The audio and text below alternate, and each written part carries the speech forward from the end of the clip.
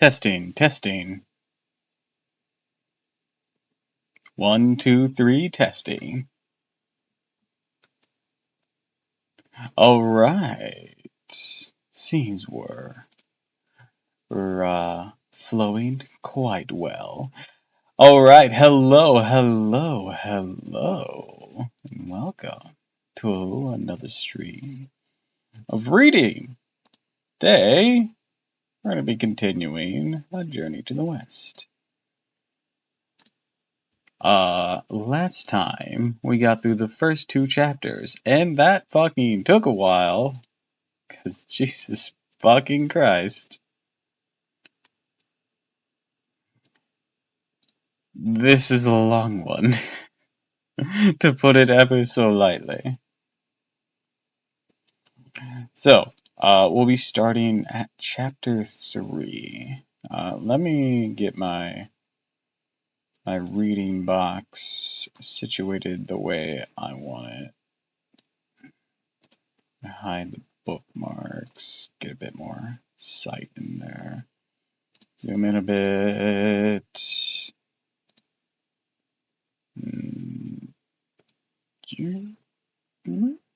There we go. Alright, it's nice and big for me, so I can see it without too much issue.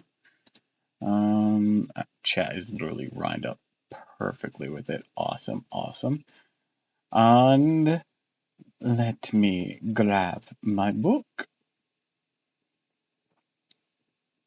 Also, I'll have to be stepping away in just a few shakes of a lamb's tail in order to help bring in a few things, including my food. I got 2 burritos.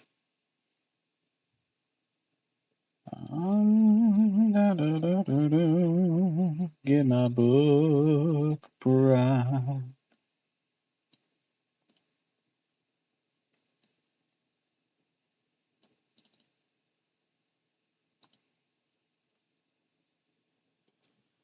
All right.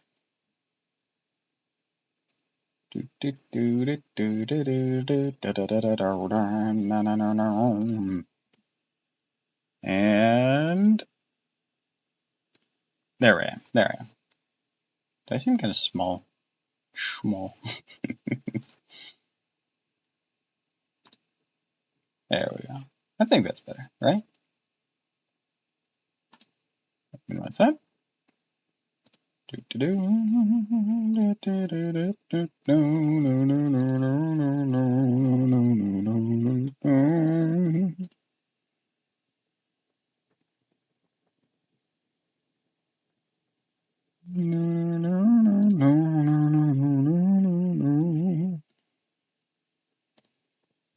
Let's see.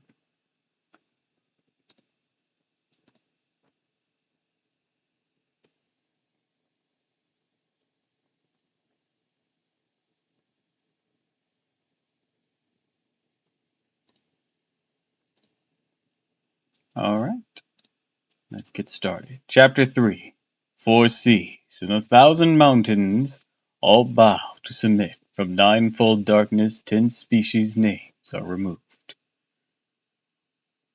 What a lofty title for a fucking chapter. Now we are speaking of the handsome Monkey King, triumphant return to his, or the Monkey King's, let's just restart that line. Now we are speaking of the handsome Monkey King's triumphant return to his home country. After slaying the monstrous King of Havoc and wresting from him his huge scimitar, he practiced daily with the little monkeys the art of war, teaching them how to sharpen bamboo for making spears, file wood for making swords, arrange flags and banners, go on patrol, advance or retreat, and pitch camp. For a long time he had played thus with them. Suddenly he grew quiet and sat down, thinking out loud to himself. The game we are playing here may turn out to be something quite serious. Suppose we disturb the rulers of humans, or fowls and beasts. They become offended. Suppose they say that the military exercises are herself and raise an army to destroy us. Ah, or can we meet them with our bamboo spears and wooden swords? We must have sharp swords and fine halberds. What can be done at this moment? The monkeys heard this. They were alarmed. The great king's observation is very sound, they said. But where can we obtain these things? As they were speaking, 4 older monkeys came forward, 2 female monkeys with red buttocks, and 2 bareback gibbons. Coming to the front, they say, Great king, to be furnished with sharp-edged weapons is a very simple matter. How is it simple? Asked Wukong. The 4 monkeys reply, East of our mountain, across 200 miles of water, is the boundary of Alori country. The country there is a king who has numberless men and soldiers in his city, and they are bound to all kinds of metalwork there. If the great king goes there, he can either buy weapons or have them made. Then you can teach us how to use them for the protection of our mountain, and this will be the stagrum for assuring ourselves a perpetuity. Wukong heard this. He was filled with delight. Lay here, all of you, he said. Let me make a trip. Dear Monkey King, he quickly performed his cloud somersault and crossed 200 miles of water in no time. On the other side, he did indeed discover a city with broad streets and a huge marketplace, countless houses and numerous arches, under the clear sky and bright sun. And people were coming and going constantly. Wukong thought to himself, there must be ready-made weapons around here. But going down there to buy a few pieces for them is not as good a bargain as acquiring them by magic. Alright, I think based on the time I've been reading this, they should be almost home, if not home by now, so I shall be back.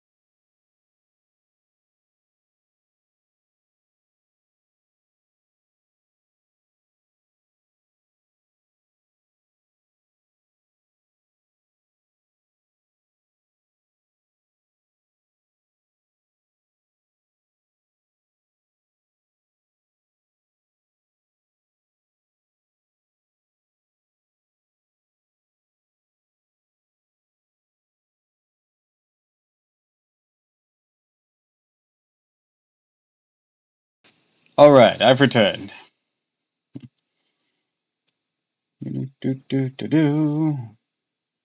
I have my two burritos. I will start this in a bit.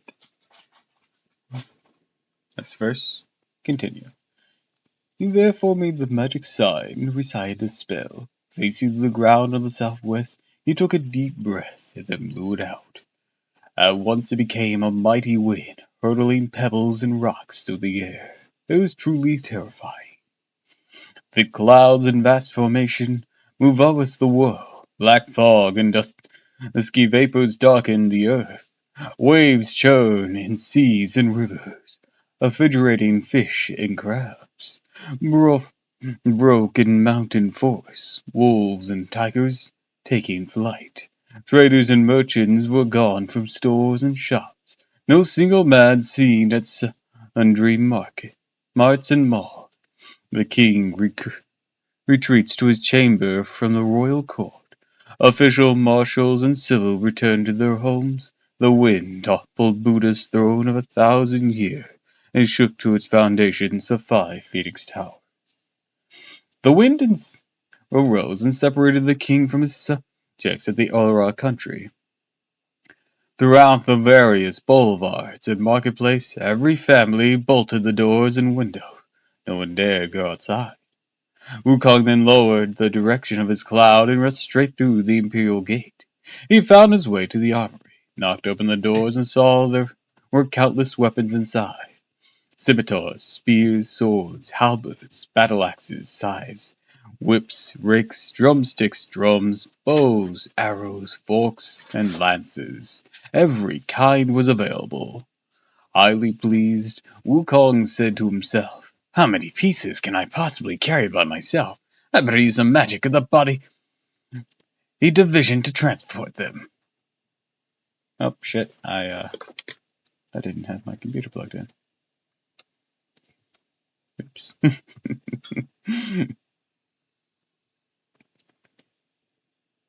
Dear Monkey King, he plucked a handful of hairs, chewed them into pieces in his mouth, and spat them out. Reciting the spell, he cried, "Change!"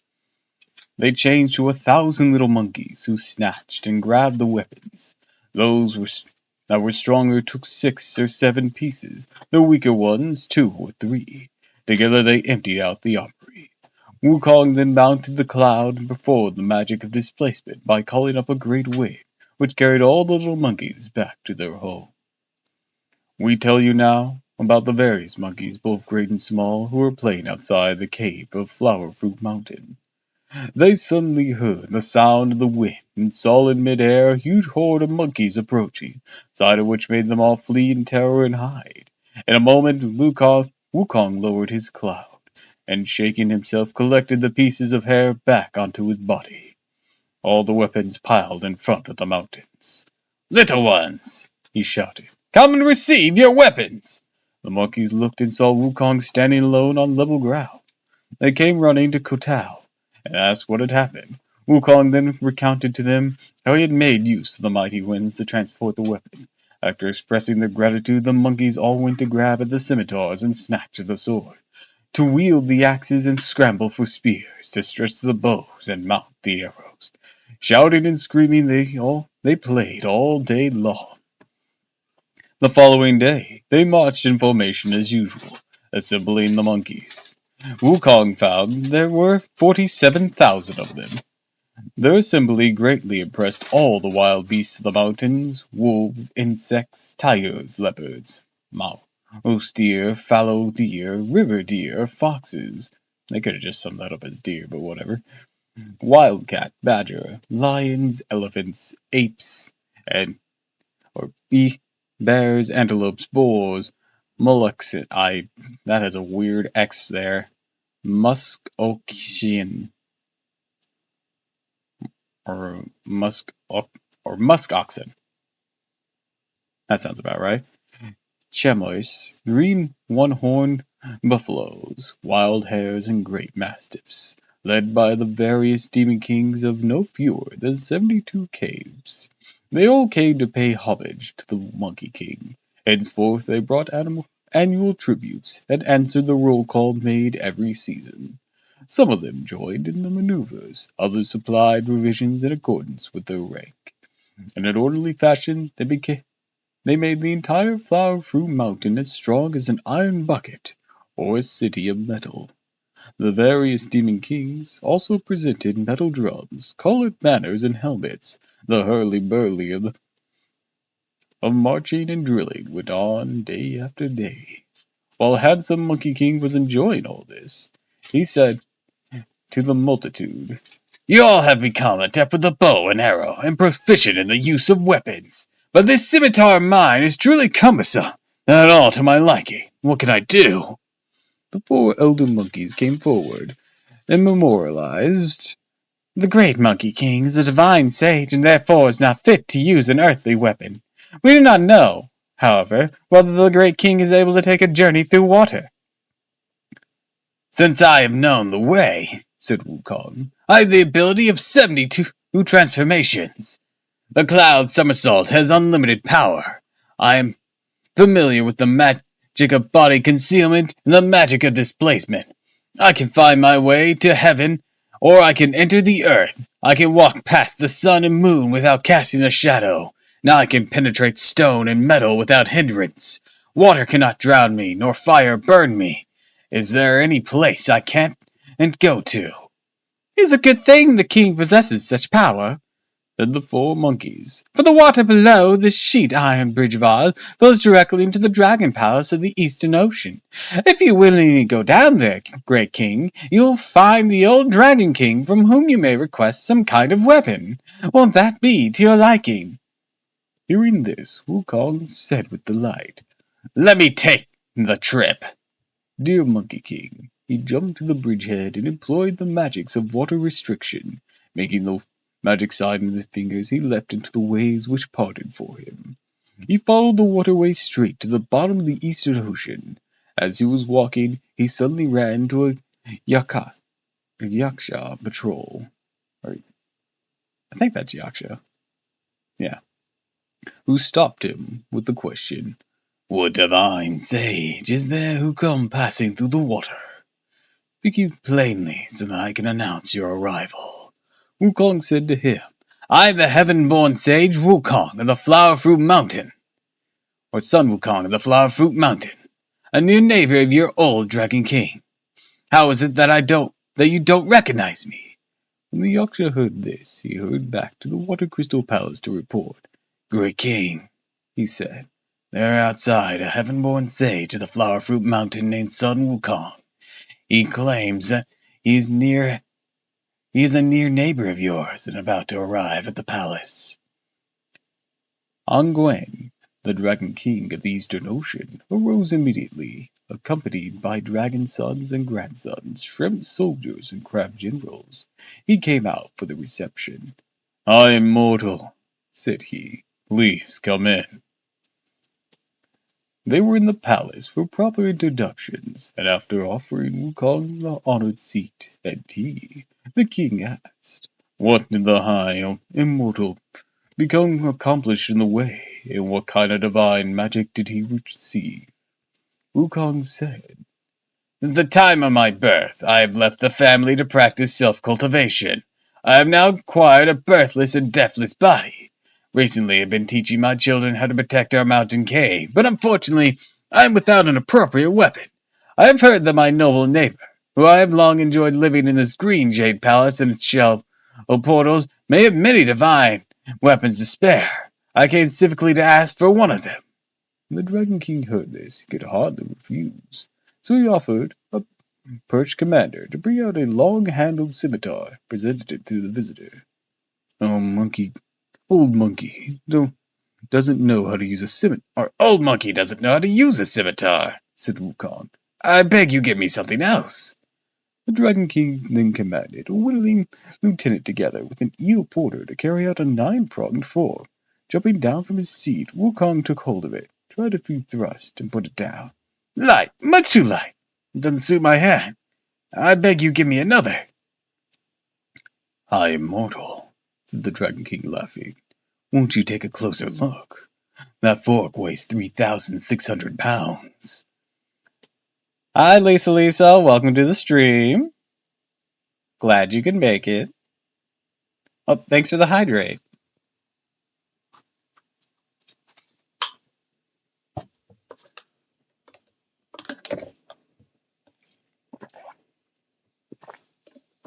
Welcome, welcome, welcome.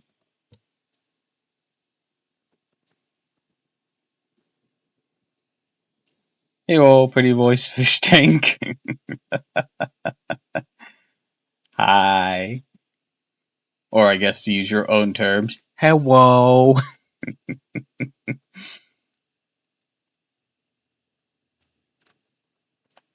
It doesn't suit my hand, Wukong said. It doesn't suit my hand. The Dragon King was becoming rather fearful. He offered a brave admiral and a brigadier to carry out a giant halberd weighing 7,200 pounds. When he saw this, Wukong ran forward, took hold of it, tried a few thrusts and parries, and struck it to the ground, saying, "It's still light! Much too light!" The old Dragon King was completely unnerved. "I am mortal," he said. "There is no weapon in my palace that's heavier than this halberd." Wukong. Laughing, Wukong said, "As the old saying goes, who worries about the Dragon King's lacking treasure? Go look some more, and if you find something I like, I offer you a good price." "There aren't any more here," said the Dragon King. As they were speaking, the Dragon Mother and her daughter slipped out and said, "Great King, we can see that it's definitely not a sage with meager abilities. Inside our ocean treasury is a piece of rare magic iron, by which the depths of the heavenly river is fixed. These past few days the iron has been glowing with a strange, lovely light. Could it be a sign that it should be taken out to meet this sage?"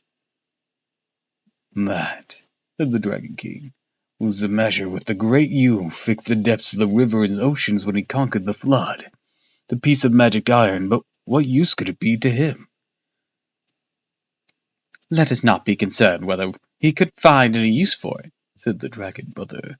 "Let's give it to him, and he can do whatever he wants with it. The important thing is to get him out of this palace." The old Dragon King agreed, and told Wukong the whole story. Take it out, and let me see it," said Wukong.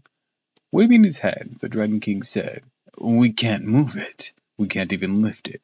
The High Immortal must go there himself to take a look." "Where is it?" asked Wukong. "Take me there." The Dragon King accordingly led him to the center of the ocean treasury, where all at once they saw 1,000 shafts of golden light pointing to the spot. The Dragon King said, "That's it, the thing that is glowing." Wukong girded up his clothing and went forward to touch it. It was an iron rod more than 20 feet long and as thick as a barrel. Using all his might, he lifted it with both hands, saying, "A little too long, too thick. It'd be more serviceable if it was so much shorter and thinner." Hardly had he finished speaking when the treasure shrunk a few feet in length and became a layer thinner. "Smaller still would be better," said Wukong, giving it another bounce at his hands. Again the treasure became smaller. Highly pleased, Wukong took it out of the ocean treasury to examine it, found a golden hoop at each end, with solid black iron in between. Immediately adjacent to one of the hoops was an inscription. "The compliments golden hooped rod, weight 13,500 pounds." He thought to himself in secret delight, "This treasure, I suppose, must be the most compliment with one's wishes." As he walked, he was deliberating in his mind, muttering to himself, bouncing the rod in his hand. "Shorter and thinner still would be marvelous." By the time he took it outside, the rod was no more than 20 feet in length and the thickness of a rice bowl. See how he displayed his power now. He wielded the rod to make lunges and passes, engaging in mock combat all the way back to the Water Crystal Palace. The old Dragon King was terrified that he shook with fear. The dragon princesses were panic-stricken. Sea turtles and tortoises drew in their necks. Fishes and shrimp and crabs all hid themselves. Wukong held the treasure in his hand and sat in the Water Crystal Palace, Laughing, he said to the Dragon King, "I'm indebted to my good neighbor for this profound kindness."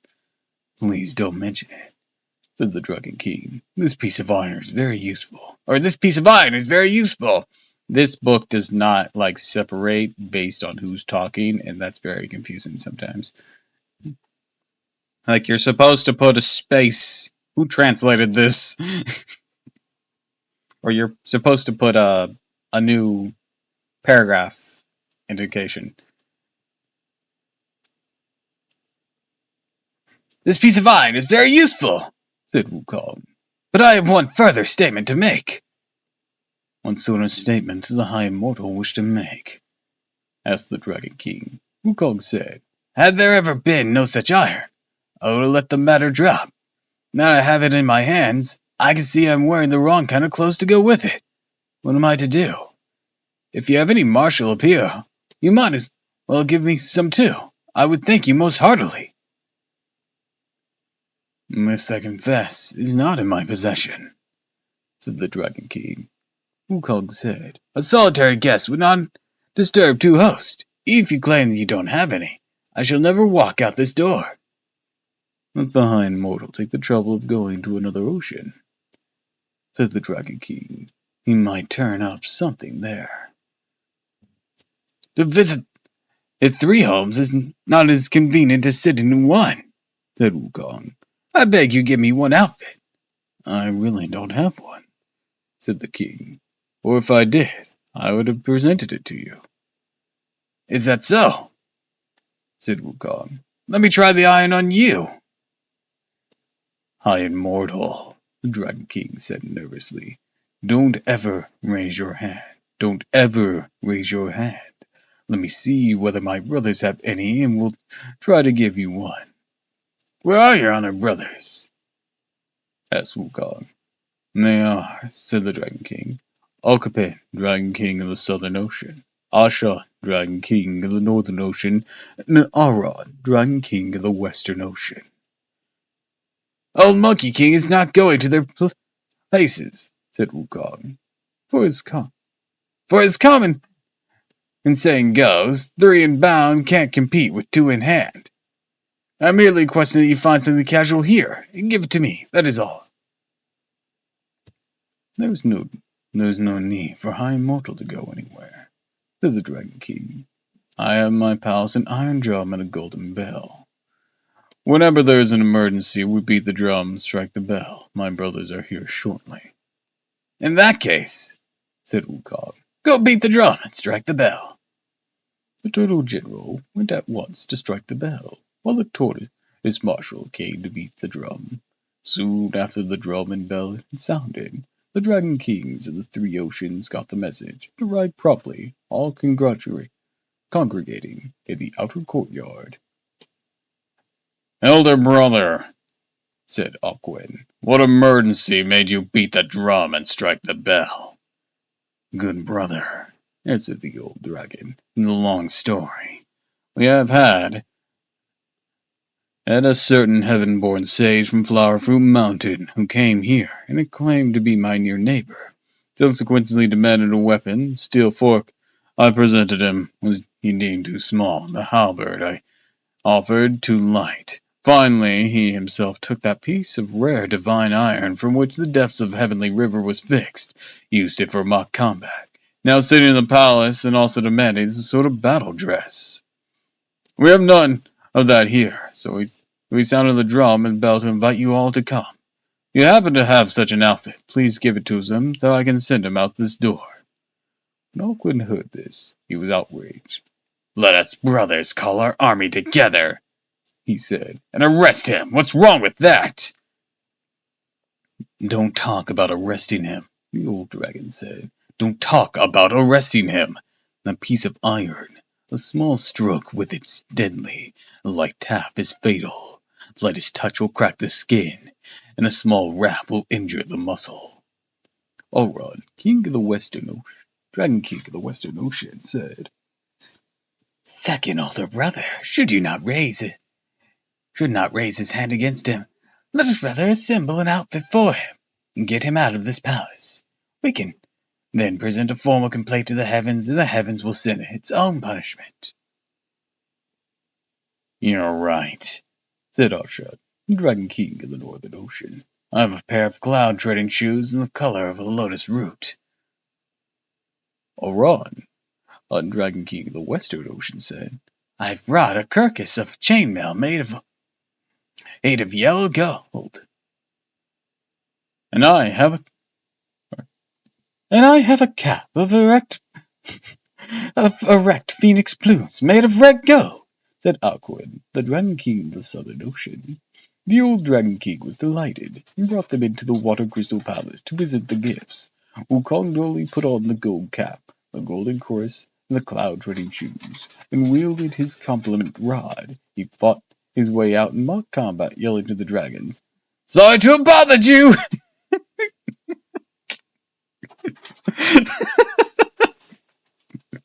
That's just a simple way to yeah, I know I threatened you with violence, but sorry for me to bother. Bye!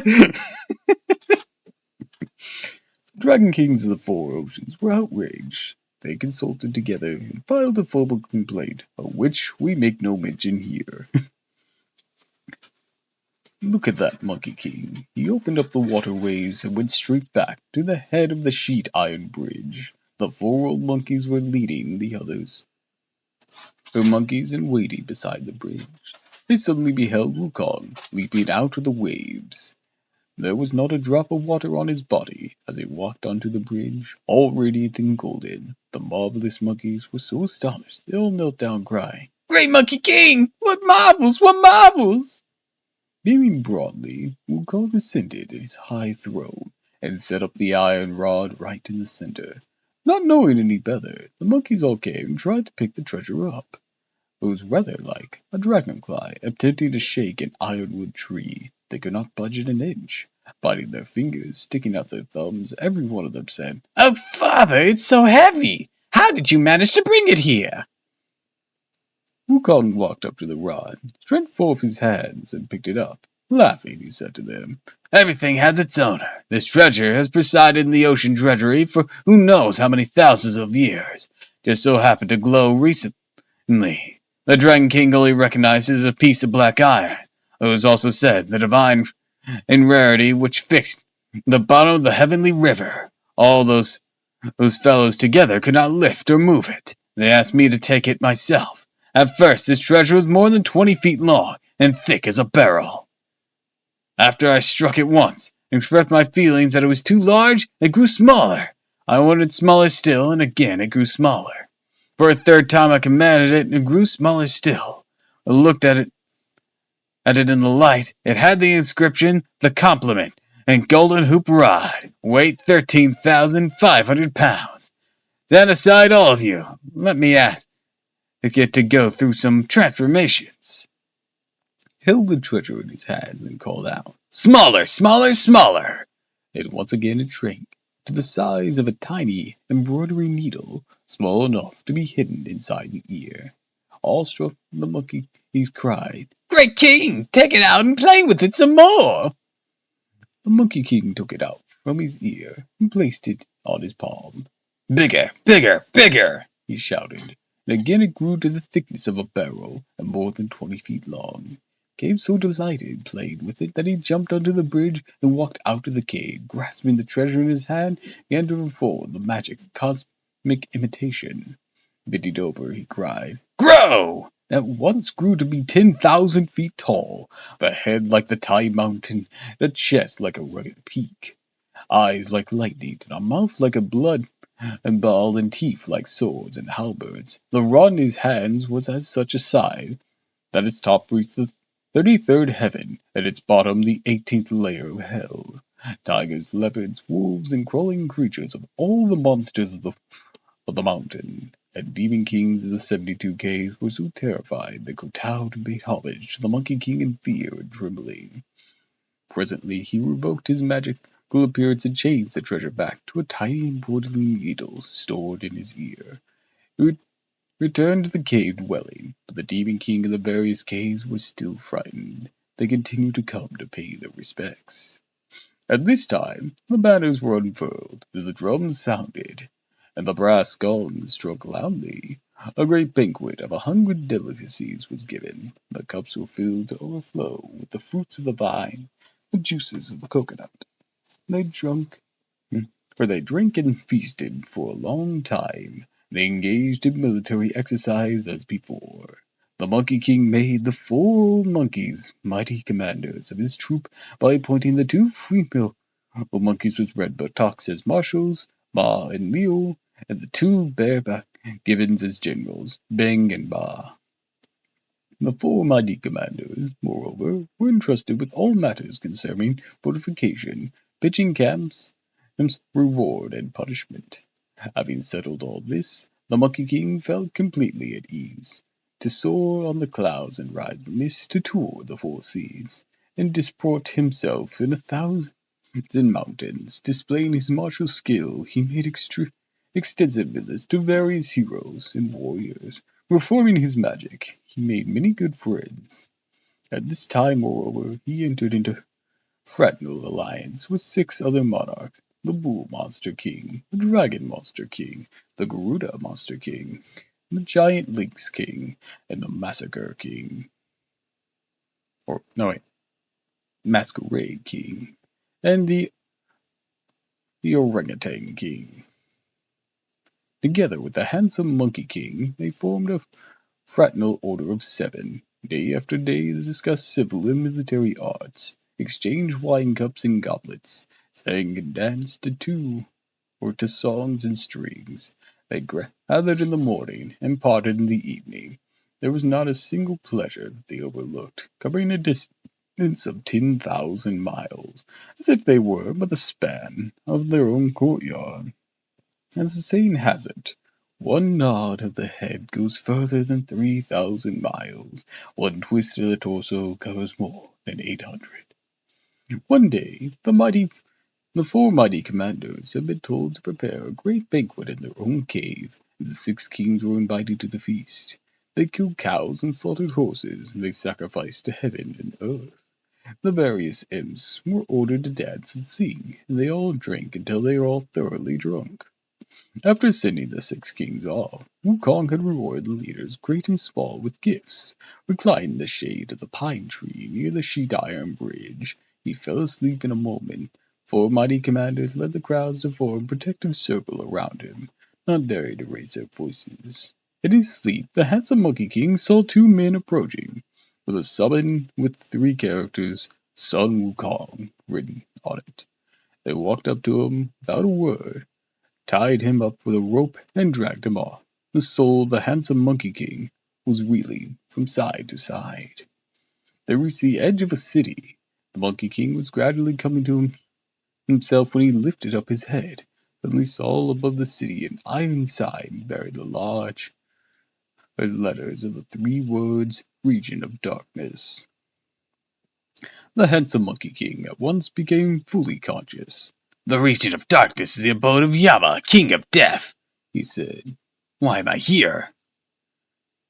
"Your age in the world of life has come to an end," the 2 men said. "The 2 of us were given the summons to arrest you." When the Monkey King heard this, he said, "I, old Monkey King himself, have transcended the 3 regions and the 5 phases, hence I am no longer under Yama's jurisdiction. Why is he so confused that he wants to arrest me?" The 2 summoners paid scant attention. Yanking and pulling, they were determined to haul him inside. Growing angry, the Monkey King whipped out his treasure. One wave of it turned the thickness of a rice bowl. He raised his hands once, and the 2 summoners were reduced to hash. He untied the rope and freed his hands, and fought his way into the city. Wielding the rod, bull-headed demons hid in terror, and horse-faced demons fled in every direction. Oh, so that was Gozuki and Muzuki.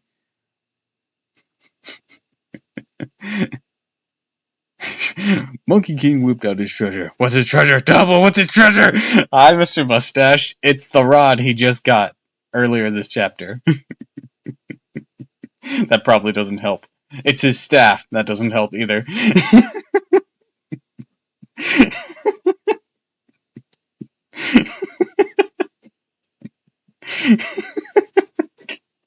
But hello, hello, hello. Welcome, welcome. Glad you stopped on by. I didn't know this would be your cup of tea.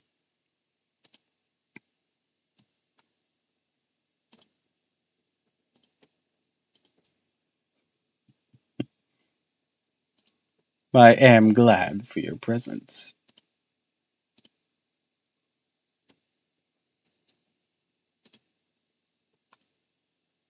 Hey, Journey to the West is massively influential. Need I mention Dragon Ball? You need not, because it is a very, something that is very, very influenced by it. I've actually never read Journey to the West before, and I wanted to. So, here we are. It is my current reading stream, and it's gonna be a long one. This thing literally has exactly 100 chapters. It has like over 1,000 or 2,000 pages, something like that. It's insane. And each chapter is long as shit. This is only chapter 3. Ancient Chinese poem. Most likely had numerous contributors. Um, to my knowledge, this was all written by one person. Because it's only credited to one person.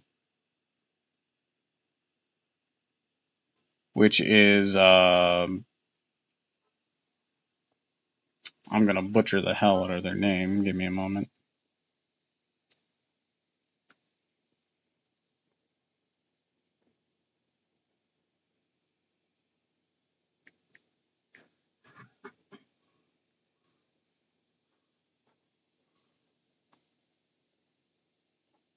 Knowledge of the West based on the historical events. Da, da, da, da, da, da. Give me the author. Google.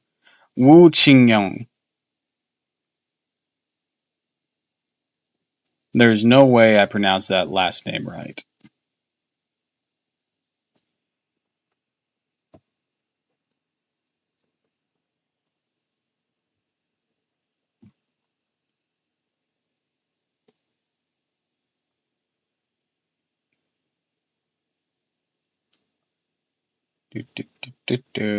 Where was I? Alright.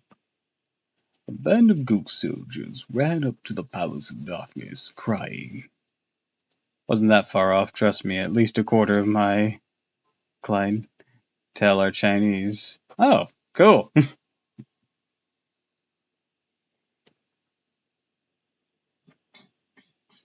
At least I didn't butcher it as bad as I potentially could have.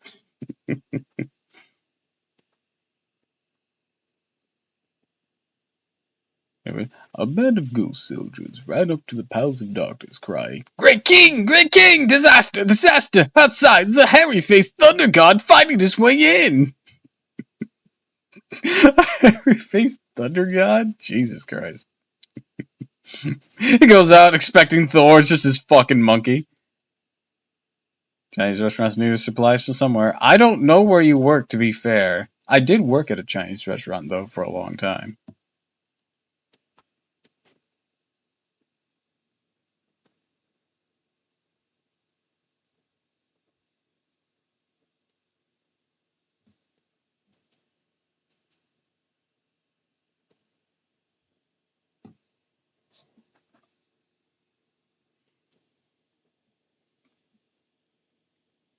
They're all unturned, the Tin Kings of the Underworld, so much that they. For the reports alarmed the Tin Kings of the Underworld so much that they quickly straightened out their attire and went out to see what was happening. Bulk supply store, local shops come in here, shop for thousands every month. Yeah, bulk supply stores are a godsend for restaurants, so yeah, Costco. uh, our store never did Costco because it was like really out of the way. We had deliveries through a certain contractor. And then again, maybe the contractor is related to the Costco brand, but I know the truck wasn't Costco brand.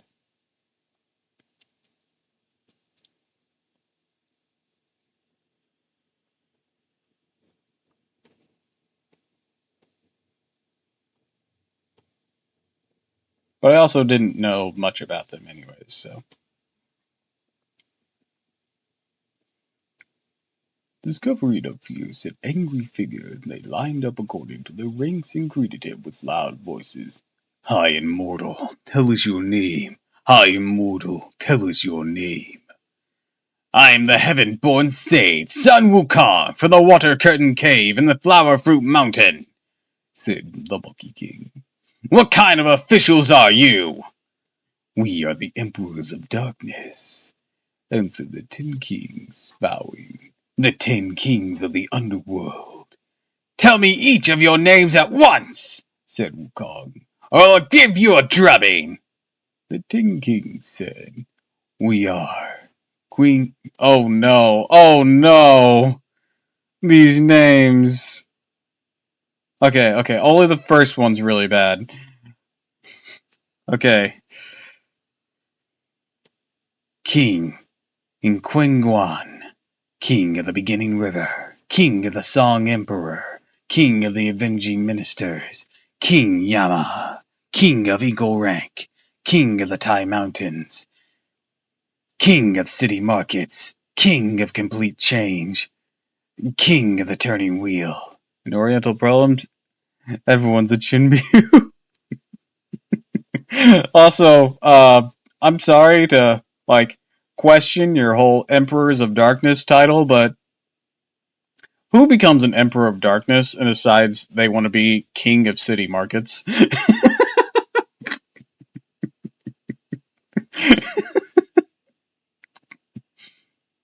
Everyone else, like Song Emperor, that's poetic. Beginning River, also poetic. I don't understand the first one. Venue Minister, that's sinister. Yama, I know him. Equal ranks, alright. Tai Mountain, intimidating.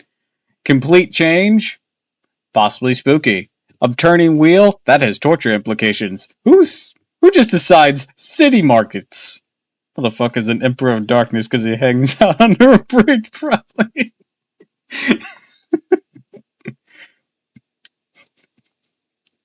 Imagine fighting your way through these guys in like a video game and they just left city markets for left. That's just like, now the final, the Kings of Darkness, or the Emperors of Darkness, King of City Markets. Really? I just fought Yama. You know, a guy who's literally a character in Dragon Ball. And my next opponent of these 10 is City Markets? Are you guys taking the piss? Can't shut up.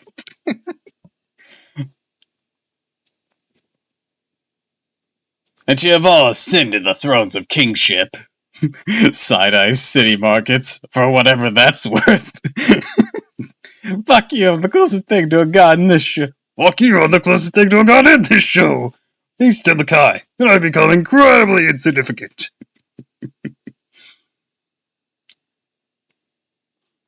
I mean, at the very least, mahogany. At the very least, King Yama can't die. The Kais can.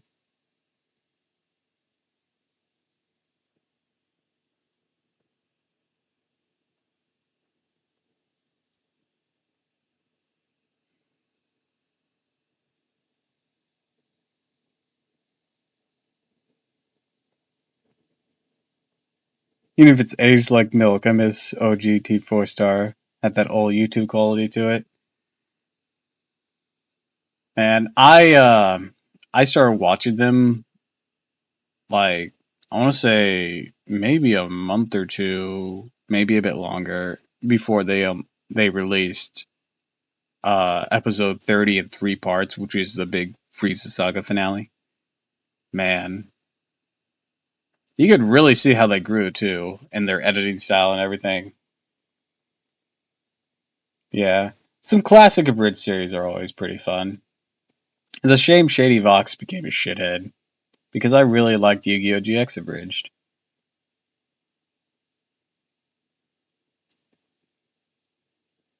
He was a YouTuber, rapper. He went out to make a music career.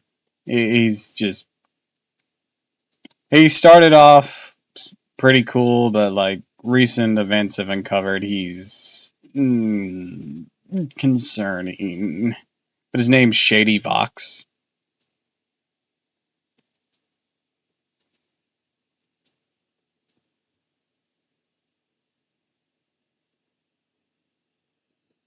Anyways, I don't want to dwell on that. Disappointing. You're close. At least if the accusations hold up, for one thing. Because that's not even all of it. But like I said, I don't want to get into that. Uh, Little Karibo had a whole document explaining things that happened. I highly advise taking a look over that because I don't want to dive too into it.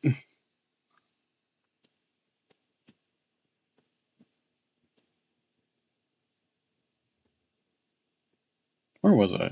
All right, I was making fun of city markets.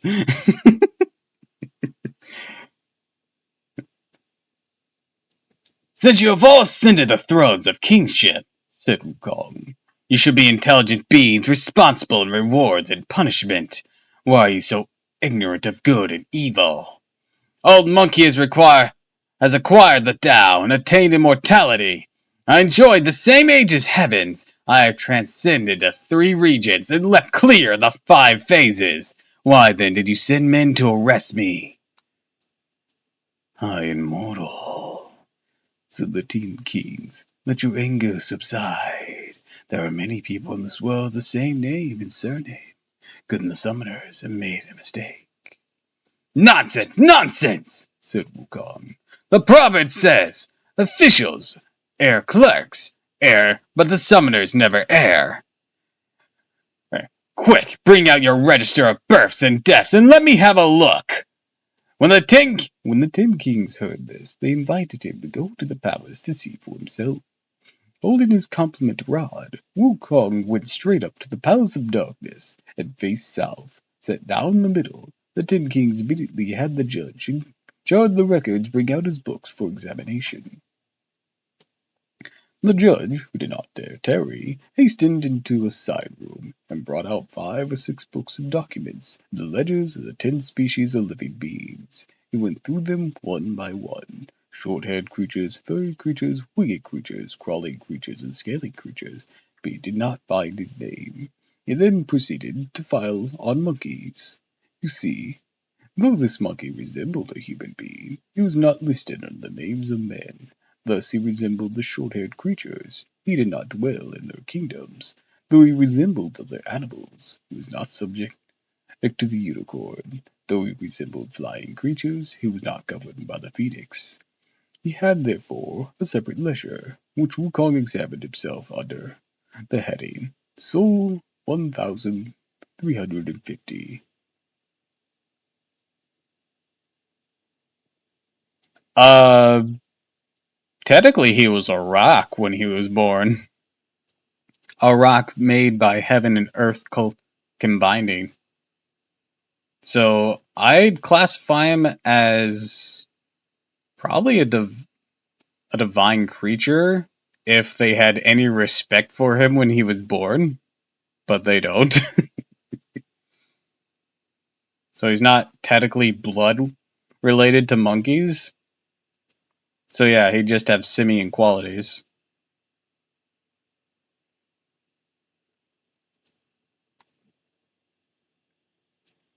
We found the names of Wukong recorded with the description: heaven-born old stone monkey, aged 342 years. Waiting for the part that inspired this shitting pig. I don't know when Oolong gets introduced. This is only chapter 3. Like I said, these chapters are long. And from what I hear, the first 4 chapters go over Wukong's backstory. A good end. Heaven-born stone monkey. Age 342 years. A good end, Wukong said. I don't remember my age. All I want is to erase my name. Bring me a brush. The judge hurriedly pressed the brush, soaked it in heavy ink. Wukong looked the ledger on monkeys and crossed out all the names you could find in it, throwing down the ledger. That ends the account. That ends the account. Now I'm truly not your subject. Brandishing his rod, he fought his way out of the region of darkness. Why did you need to fight your way out? They were already scared of you. The 10 kings did not dare approach him. Oh, so you guys just stood aside and let him decimate your armies on the way out. You didn't tell them, let him go? No, you just decided to let him beat the shit out of your men. Great work there, guys.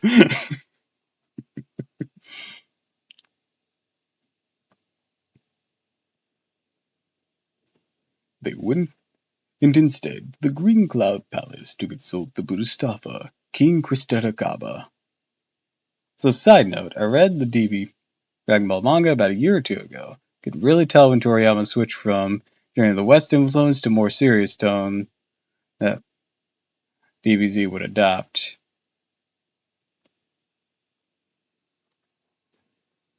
Yeah, to my knowledge, things involving the inspiration from Journey to the West was just like season 1 and 2.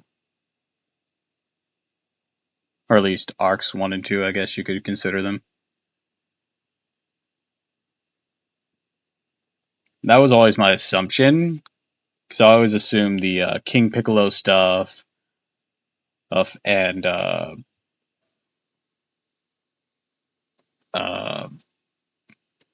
Red Ribbon Army stuff was where it differentiated. Wonder if that Rab mob boss on the moon is still canon.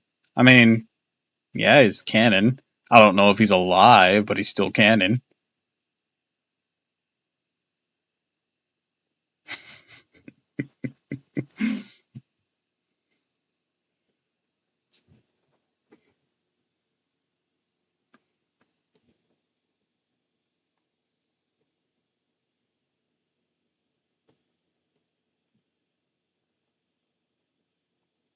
It made plans to report the incident to the heavens, which does not concern us for the moment.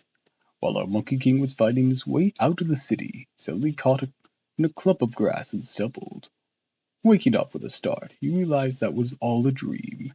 As he stretched himself, he heard the 4 mighty commanders, the various monkeys, carrying his loud voice. Great King, how much wine did you imbibe? We've slept all night. Aren't you awake? Our boss somehow adapted to base briefing. Also, my boss gets blown up by Big Green. Not even just that. Before he got blown up by Piccolo, he'd been blown up by Master Roshi.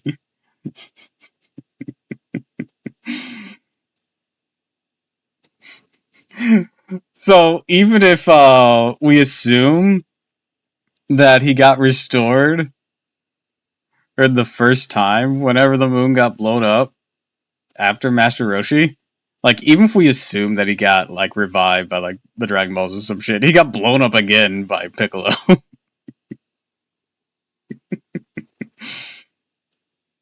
And that's if he was even still alive.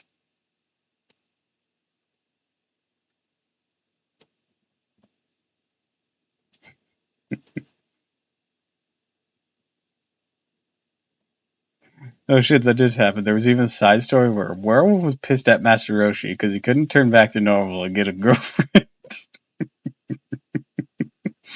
Damn. You slept all night. Aren't you awake yet?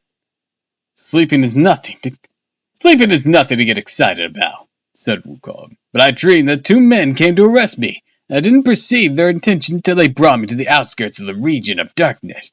Showing my power, I protested right up to the palace of darkness and argued with the 10 kings. Went through our ledger of births and deaths, crossed out all of our names. Those fellows have no hold over us now. Various monkeys all kowtowed to express their gratitude. From that time onward, there were many mountain monkeys who did not grow old, for their names were not registered in the underworld.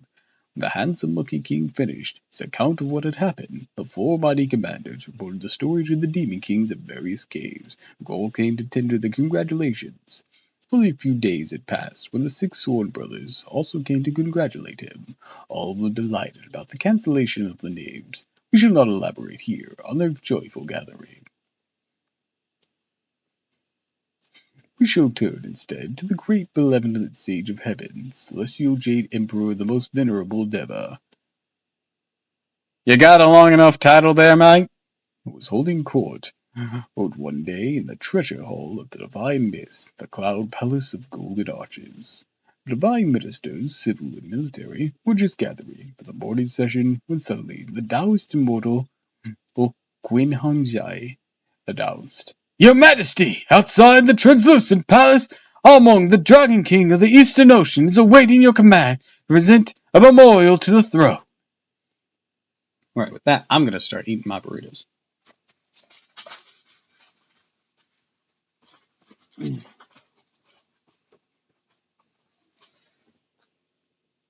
I haven't eaten yet, so these burritos are my food in general today. Not just breakfast or lunch. They're literally all I've eaten once they are consumed. Oh.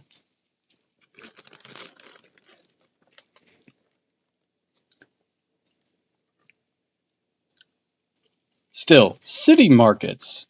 Who the who who let that guy cook?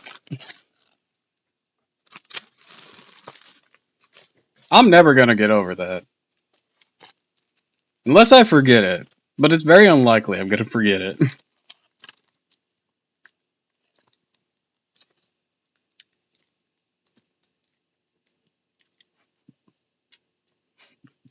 Whoever did, they never let him do it again.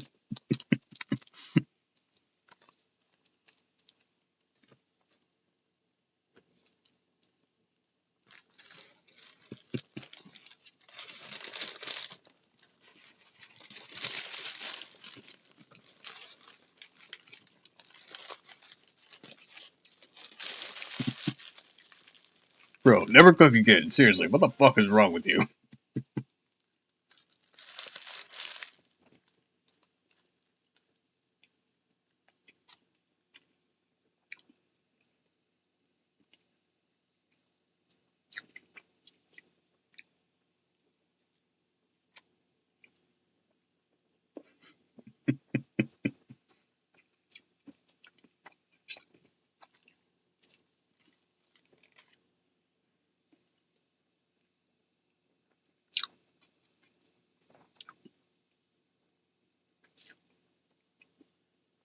No, the Journey to the West reminded me. Been doing the raids in NA. I've been killed Barbados almost 200 times. Guess who's my main TPS?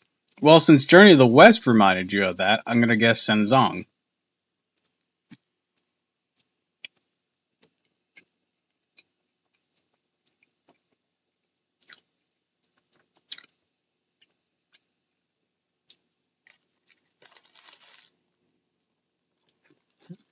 Bingo, support, she's been one-shotting him every run. It is what you do. I haven't been able to do the raids. On my main, I didn't have all the scraps ready to continue the story yet. And on stream account, definitely not gonna be able to participate in the raids. Because there's one major thing.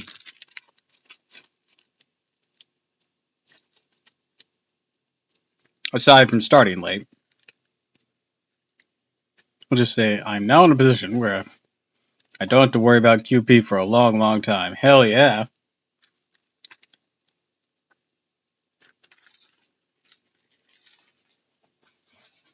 But major reason for stream is the music that's playing in the event got copyright struck to hell.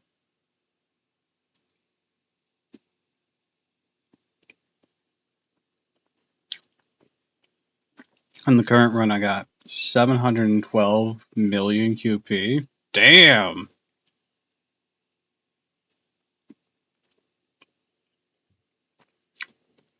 It was exclusively the music And well, it wasn't strikes, but it was copyright claims that didn't let it be viewed. If it was copyright claims but they allowed it to be viewed, I wouldn't care. Happens with some of my redeems even. But these ones block the viewing.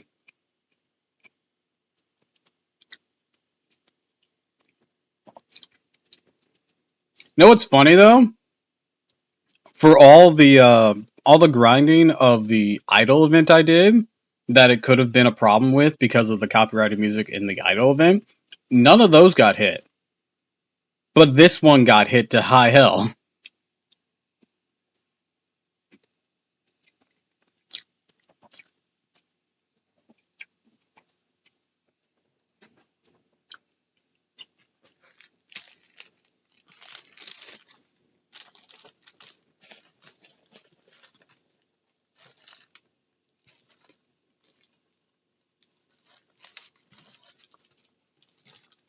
One of those cases where you could argue the bot is drunk? Maybe.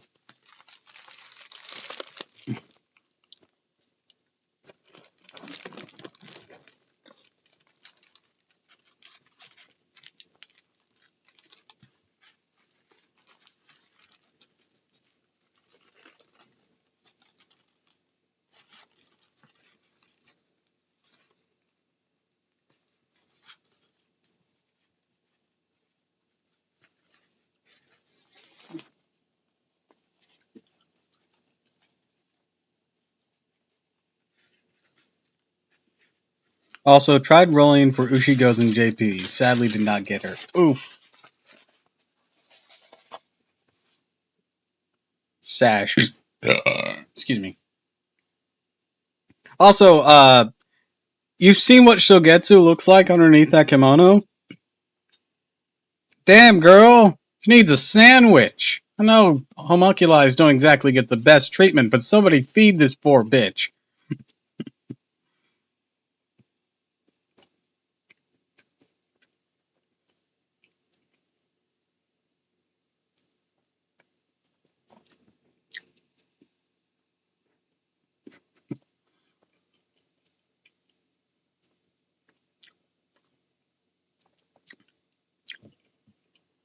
Also spoiling her being a girl since it didn't beat SO yet.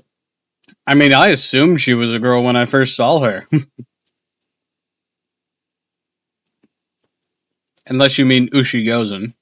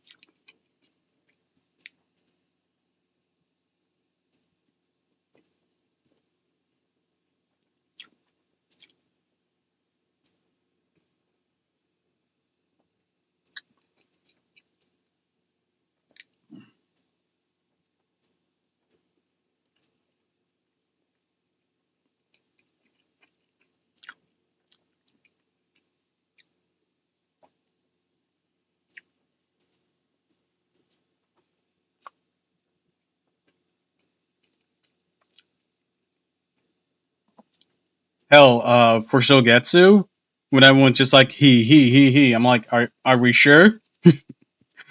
I know Fate has a tendency to gender bend. I don't believe it. I don't believe any of you. And then Musashi reveals it's just like, isn't Shogetsu a girl in this universe or this timeline? I'm like, I fucking knew it.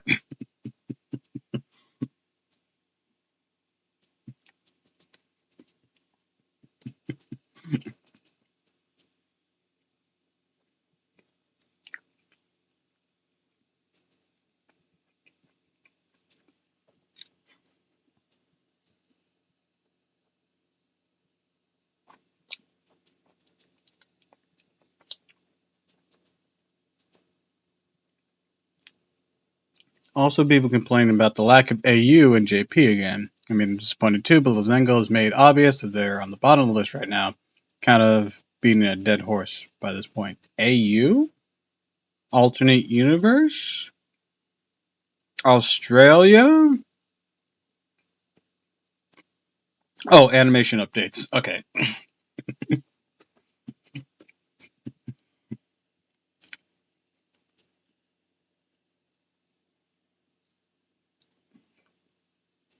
Good burritos.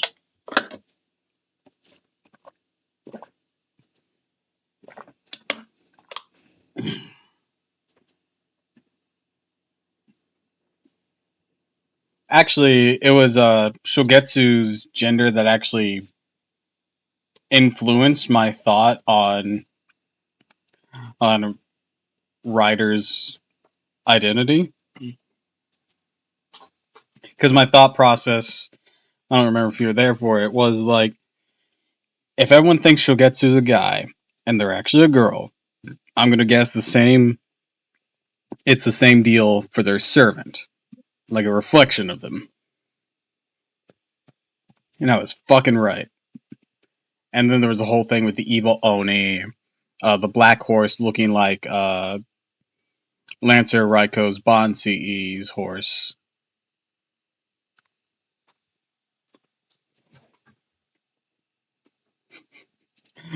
Speaking of that horse, did we ever see it again?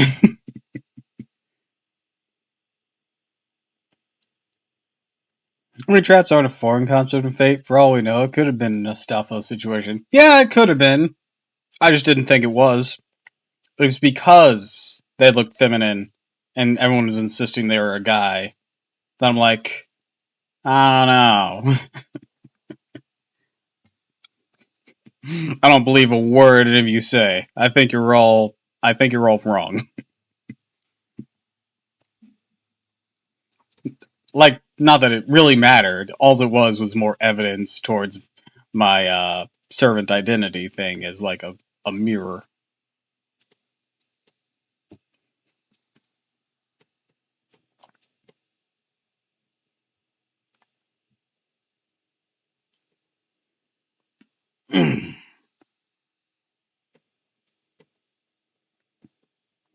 The Jade Emperor gave the order to have him brought forth, and Argon was led to the Hall of Divine Mist. After he paid his respects, the divine page boy in charge of the document received the memorial, and the Jade Emperor read it with the beginning. The memorial said, "In the lowly water regions of Eastern Ocean at the east oh no, Puvavatihara, a continent, the small dragon's subject, Algamon, and humbly informs the wise Lord of Heaven, the most eminent High King and ruler that Abogus immortal son Wukar, born of the Flower Fruit Mountain and resident of the Water Curtain Cave, has recently absconded your abs, absc, absued? Abused. Man. They're not even a Thesaurus. Thoris won't tell me how to pronounce a foreign name. Not an English one, at least.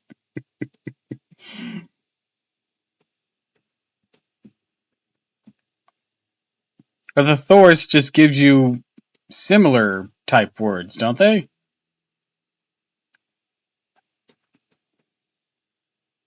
Like words that mean the same thing. Recently abused your small dragon, gaining a seat in his water home by force. I forgot, been years since I was at college. Yeah, the Thoris is a tool that you use when looking for words that mean the same thing, but don't want to repeat the same word. Uh, a bit of writing advice is that you usually get is don't just use said all the time. And a thesaurus is a great tool for finding variant words that mean the same thing. And of course can extend to using words that mean said that express exact emotions.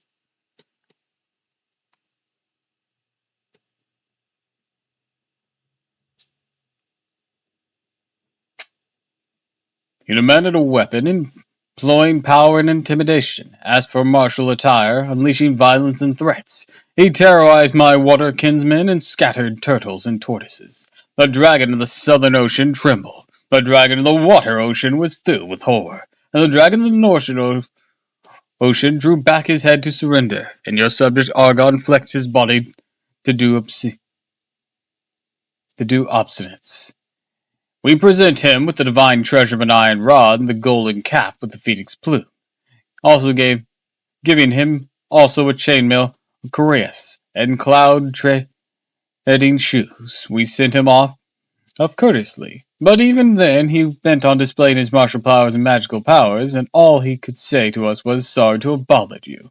We are indeed no match for him, nor are we able to subdue him. Your subject therefore presents this petition and humbly beg for imperial justice. We earnestly beseech you to dispatch the heavenly host and capture this monster, so that tranquility may be restored to the oceans and prosperity to the lower regions. Thus we present this memorial." When the Hebrew had finished reading, he gave the command, "Let the dragon go and return to the ocean. We shall I'll send our generals to arrest the culprit." The old Dragon King gratefully he touched his forehead to the ground and left. From below the immortal elder Gi, the celestial master, who brought forth the report. "Your Majesty, the Minister of Darkness, King Cheng'en, supported by the Bodhisattva King King Kistigabraha, Pope of the Underworld, has arrived to present his memorial." The Jade Girl in charge of communication came to the side to receive this document, which the Jade Emperor also read from the beginning. The memorial said, "The region of darkness is neither region proper to earth, or is the nether region proper to earth. As heaven is for gods and earth for ghosts, so life and death proceeds in cyclistic succession. Fowls are born, and animals die. Male and females they multiply. Birth and transformations, the males begot of procreation, female." Man, just the Jade Emperor just reading this, man. Pop his asshole wanting to rhyme in this shit. This is supposed to be an official document, asshole. "Such is the order of nature, cannot be changed. But now will be the Sun Wukong, a heaven-born baneful monkey from the water curtain cave in the flower fruit mountain, who practices evil and violence and resists our proper summons. Exercising magical powers, he utterly defeated the ghostly messengers of the ninefold darkness. Exploiting brute force, he terrorized the 10 merciful kings." You were called the 10 kings of darkness. "He caused a great confusion in the palace of darkness. He abrogated by force the register of names, so that the category of monkey is now beyond control, and an ordinarily long life is given to the simian family. The wheel of transmigration is stopped, for birth and deaths are eliminated in each kind of monkey. Your poor monk therefore risks offending your heavenly authority. In presenting this memorial, we humbly beg you send forth your divine army, subdue this monster, to the end that life and death may once more be relegated, and the underworld render perpetually secure. Respectfully, we present this memorial." When the Jade Emperor had finished reading, he again gave a command. "Let the Lord of Darkness return to the underworld. We shall send our generals to arrest the culprit." King Qui-Gon also touched his head to the ground gratefully and left. The great heavenly devas called together his various immortal subjects, both civil and military, and asked, "When was this baneful monkey born? In which generation did he begin his career? How is it that he's become so powerfully accomplished in the way?" Scarcely had he finished speaking from the ranks 1,000 miles high and fair wind east or fair-winged ears stepped forward. "This monkey," they said, "is a heaven-born stone monkey of 300 years ago. At that time he did not seem to amount to much, and we do not know where he acquired the knowledge of self-cultivation these last few years and became an immortal. Now he knows how to subdue dragons and tame tigers, and thus he is able to annul by force the register of death." "Which one of you divine generals," asked the Jade Emperor, "wishes to go down there and subdue him?" Scarcely had he finished speaking, when long-life spirit of the planet Venus came forward from the ranks and prostrated himself. "Highest and holiest," he said, "within the three regions all creatures endowed with the nine apertures can, through exercise, become immortal. It is not surprising that this monkey with a body nurtured by heaven and earth, a frame born in the sun and moon, should achieve immortality, seeing that his head points to the heaven and his feet walk to earth, and that he feeds on the dew and the mist. Now that he has the power to subdue dragons and tame tigers, how is he different from a human being? Your subject therefore makes so bold to ask your majesty to remember the compassionate grace of the creation and issue a decree of pacification. Let him be summoned to the upper region, and given some kind of official duty. His name will be recorded in the register, he can control him here. If he is receptive to the heavenly decree, he'll be rewarded, promoted hereafter. But if he is disobedient to your command, we shall arrest him forthwith. Such an action will spare us military expeditions in the first place, and then second, permit us to receive in our midst another immortal in an orderly manner." The Jade Emperor was highly pleased with this statement and said, "We shall follow the counsel of our minister. That's actually a good plan, dude." He then ordered the star spirits of song and letters to compose the decree and delegate the gold stars of Venus to be the viceroy of peace. Having received the decree, the gold star went out the south heaven gate, lowered the direction of his hollowed cloud, and headed straight for the flower fruit mountain and water curtain cave. He said to the various little monkeys, "I am the heavenly minister sent from above. I have with me an imperial decree to invite your great king to go to the upper regions. Report to them quickly." The monkeys outside the cave passed the word along one by one until it reached the depths of the cave. "Great king," one of the monkeys said, "there's an old man outside bearing a document on his back." "What?" "That's a weird way to phrase that. He says he's a messenger sent from heaven and has an imperial decree of invitation for you." Upon hearing this, the handsome Monkey King was extremely pleased. "These last 2 days," he said, "I was just thinking about a little trip to the heavens, and the heavenly messenger has already come to invite me." The Monkey King quickly straightened out his attire and went to the door for reception. The gold star came into the center of the cave and stood still with his face towards the south. "I am the gold star of Venus from the west," he said. "I came down to earth bearing the imperial decree of pacification from the Jade Emperor and invite you to go to heaven to receive an immortal appointment." Laughing, Wukong said, "I am most grateful for the old star's visit." He then gave the order, "Little ones, prepare a banquet to entertain our guest." The old star said, "As a bearer of imperial decree, I cannot remain here long. I must ask the great king to go with me at once. After your glorious promotion, we shall make many occasions to converse at our leisure." "We are honored by your presence," said Wukong. "I am sorry that you have to leave with empty hands." Then called the 4 mighty commanders together for this admonition. "Be diligent in teaching and drilling the young ones. Let me go up to heaven to take a look and see whether I can have you all brought up there to live with me." The 4 mighty commanders indicated their obedience. "Hi, you! Thanks for the care package." "Welcome, welcome, welcome." "Hi, hi."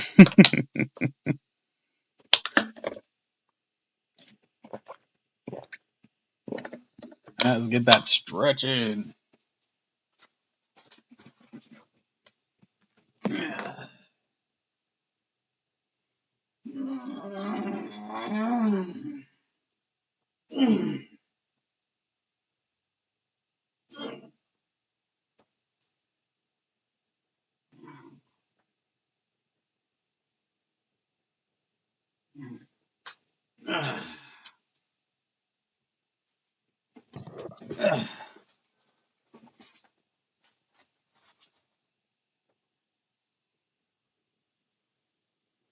Hope stream is going well. Yeah, stream's been going pretty well. Kind of dark, but whenever someone says younglings or young one, I always picture Ewan McGregor saying it.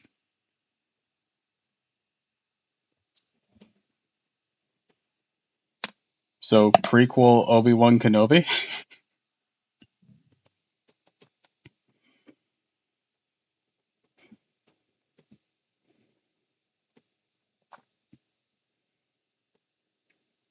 But, we're making our way through reading Journey to the West.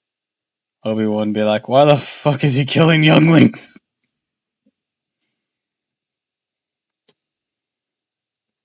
I have to watch the VOD for sure. Been busy moving furniture and stuff with the mom. Ooh, I hope that went well.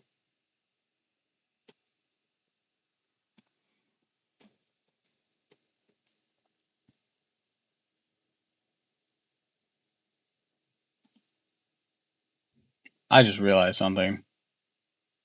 Hold on.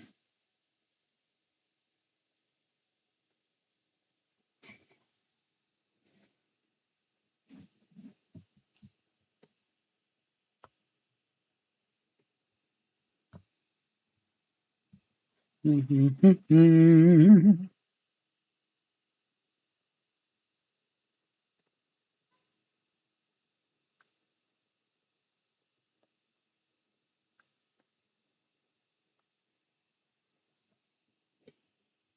might have made a typo with the title of this video. Yeah, I did. I did. I really, really did. God damn it.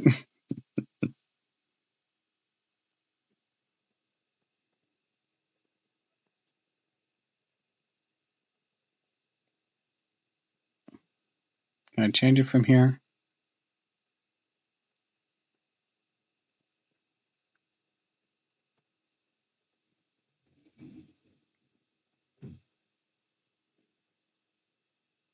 Because it says from chapter 2 onward, but that's not right.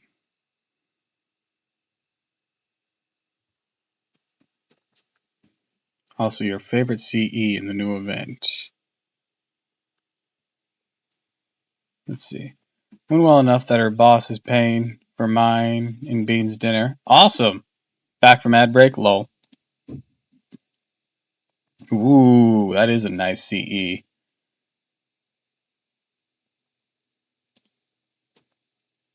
Also, I gotta open something here. This this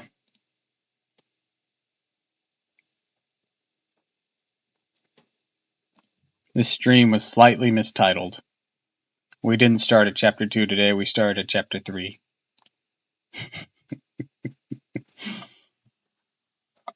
The first stream was chapter 1 and 2.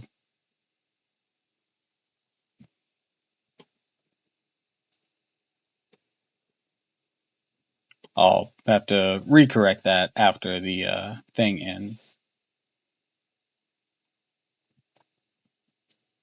Now, where was I? The mighty commandos indicated their obedience. This Monkey King mounted the cloud with golden star and rose up to the sky. Truly, he ascends the high rank of immortals from the sky, the names enrolled in cloud columns and treasured scrolls. We do not know what sort of rank or appointment he received. Let's listen to the explanation in the next chapter. Oh, speaking of a chapter, we're now on chapter 4, which is titled Appointed a Ban Horse? Could he be content? Name equal to heaven. He's still not appeased. Ah! The gold star of Metis left the depths of the cave dwelling with the handsome Monkey King. Together they rose by mounting the clouds. The clouds, some assault of Sun Wukong, you see, is no common magic. Its speed is tremendous, so we left the Gold Star far behind and arrived first at the South Heaven Gate. It was about to dismount from the cloud and go in when the Devaja. Oh my goodness. Deva Aja Ver Ertun Dahaka leading Peng, Liu, Ko, Bai, Ding, Xin, Zhang, and Tao, the various divine heroes. So Gatsugetsu JP, he's kinda weird. Like kit-wise weird.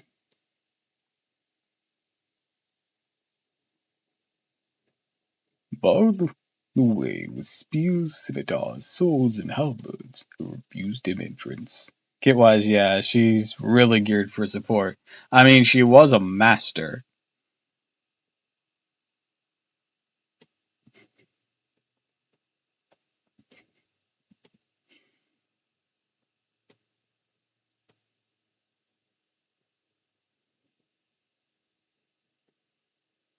The Monkey King said, "What a deceitful fellow that Gold Star is!" Or Kit, if you would. To see. Alright, let's take a look. Start that for a second. Alright. Why is it on third skill? Self Guts. 1 time, 5 turns. Passive HP recovery. Self debuff immunity 1 time. Increase party MP damage. Charge party's MP. Ooh, that's nice. Gain critical stars every turn for 3 turns. Reduce all enemies' attack. Ooh. Increase one ally's art performance. Increase critical damage. Charge on MP gauge. That's really cool. I like that. Anti-caster damage application.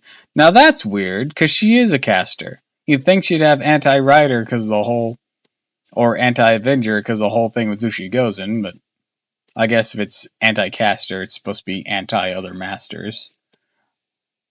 Self-loathing. Yes. Alright, let's see her Noble Phantasm. Increase party's quick performance status.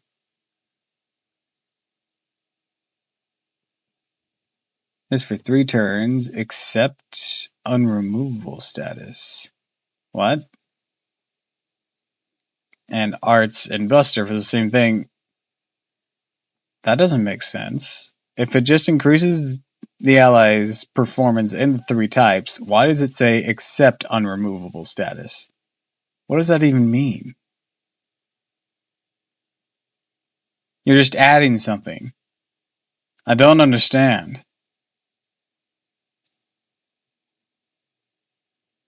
It says they will only give those effect if the servants have Arts Up, Quick Up, or Buster Up.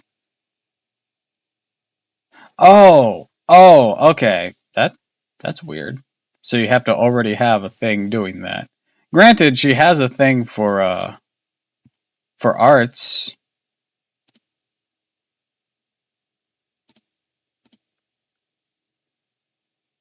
Already, so it will coincide with that.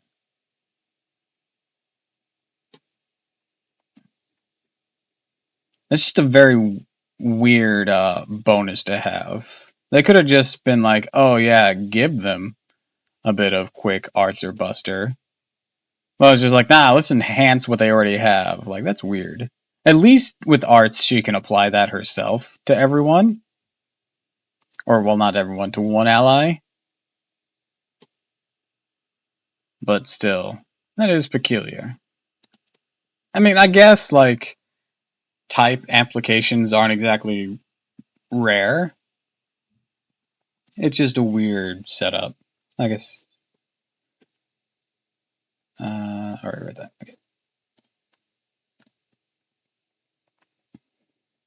What a deceitful fellow that Gold Star is! If old Monkey had been invited here, why have these people been ordered to use their swords and spears to bar my entrance? Protesting loudly when Gold Star arrived in haste. Oh man, old man, said Wukong angrily to his face. Why did you deceive me? You told me I was invited by the Jade Emperor's decree of pacification. Why then did these people... Will to block the heaven's gate and prevent my entering. Let the great king come down, Gold Star said, laughing. Since you have never been to the Hall of Heavens before, nor have you given your name, you're quite unknown to the various heavenly guardians. How can they let you in on their own authority? Once you have seen the heavenly Deva, and received an appointment, had your name listed in the immortal register, you can go in and out as you please. Who would then obstruct your way? If that's how it is, said Wukong, it's all right. I'm not going in by myself. Then go with me, said the Gold Star, pulling him by the hand. As they approached the gate, the Gold Star called out loudly, Guardians of the Heaven Gate, lieutenants great and small, make way! This person is an immortal from the region below, whom I have summoned by imperial decree of the Jade Emperor. The Devajah of Virahagata and the various divine heroes immediately lowered their weapons and stepped aside. The Monkey King finally believed what he had been told. He walked slowly inside with Gold Star and looked around, for it was truly his first ascent to the region above, his sudden entrance into the Hall of Heaven. Oh shit. It's fine, fam, you do you. Where 10,000 shafts of golden light whirled as a coral rainbow, 1,000 layers of hollowed air, diffused mist of purple. Look at that self gate, its deep shades of green, from glazed tiles were made. I read that as glazed titties. God damn it. Its radiant battlements adorned with treasures jade. On two sides were posted scores of celestial sentinels, each of whom standing tall beside the pillars. Well, glad to know it's currently on. Tiles looked like titties, okay? With the font, the L kind of looked like a T.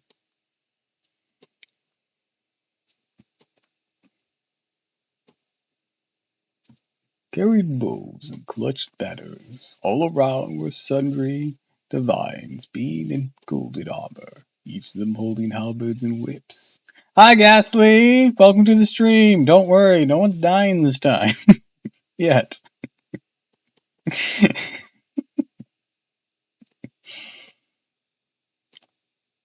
Or wielding scimitars and swords. Impressive may be the outer court. I did not get far with the Gundams. None of us did. Just Doppel letting out a Freudian slip. It wasn't a Freudian slip. I just had to reread it in my head before I said it. Because it looked like a T. Basically the font is like sort of italicized in the poem sections. And the word tiles looked like titties. Because the L kind of looked like another T.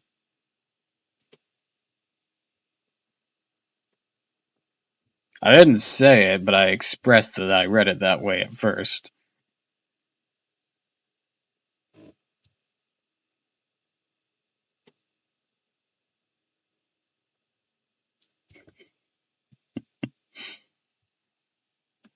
Also, we were talking about fate, so of course they're on my mind.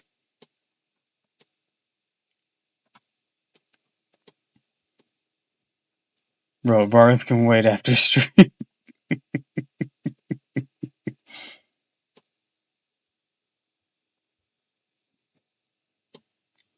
Impressive may be the outer court.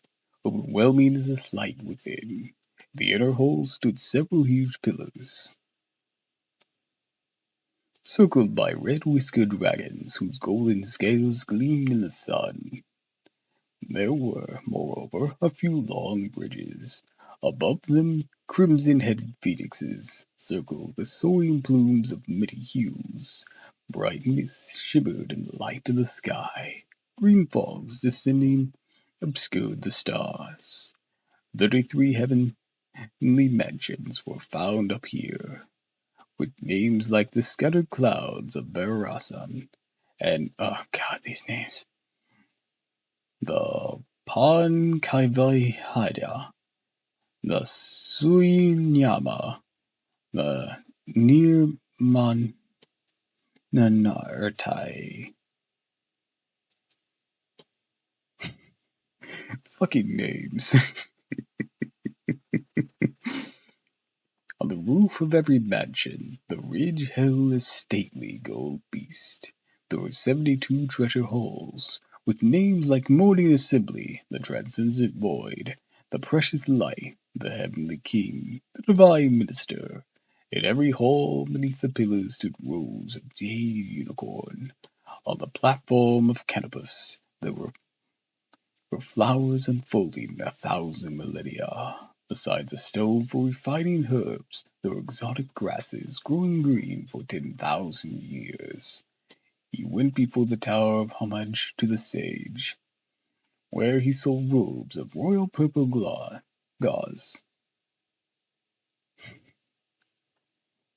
Or was that glaze? Not sure. Brilliant as stars, refulgent caps the shapes of hibiscus, resplendent with gold and precious stone, in pens of jade and shoes of pearls, and purple sashes and golden instruments, with the golden bells sway to their striking. The memorial of the 3 judges would cross the vermilion courtyard, with the drums of heaven was sounded. 10,000 sage of the royal audience would honor the Jade Emperor. He went too to the treasure hall of the divine mist, where nails of gold permeated frames of jade, and colorful phoenixes danced top scarlet doors.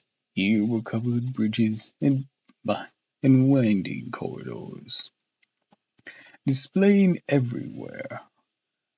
Her open-work carvings were most elegant, and ease crowding together in layers 3 and 4, on each of which reared up phoenixes and dragons. There was high above a round dome, big, bright, and brilliant, its shape a huge gourd of purple gold.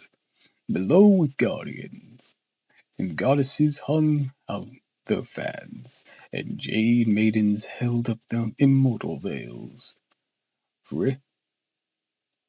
Ferocious were the sky marshals overseeing the court, dignified the divine officials protecting the throne. There at the center, on a crystal platter, tablets of the great Monde elixir were heaped and raised out to the cornicillin vase. Were several branches of twisting coral, so it was that rare goods of every order were found in Heaven's hall, and nothing like them on earth could ever be seen. These golden arches, silver couches, and that heavenly house, those coralline blooms and jasper plants, with their buds of jade. The jade rabbit passed the platform to adore the king. The golden crow flew by to worship the sage, blessed with the Monkey King coming to this heavenly realm, he who was not mirrored in the filthy soil of man. That was a long poem section. The gold star of Venus led the handsome Monkey King to the treasure hall of Divine Mist. Without waiting for further announcement, they went into the imperial presence. While the star prostrated himself, Wukong stood erect by him, showing no respect, cocked his ear only to listen to the report of the gold star. "According to your decree," said the gold star, "your subject has bought the bogus immortal." Which one is a bogus Wait, hold on. That's Monkey King's voice. "Which one is the bogus immortal?" asked the jade graciously. Only then did Wukong bow and reply, "None other than old Monkey." Blanching with horror, the various divine officials said, That wild ape! Already he has failed to prostrate himself before the throne, and now he dares come forward with such an insolent reply. None other than old Monkey. He's worthy of death! Worthy of death! Go fuck yourselves, guys.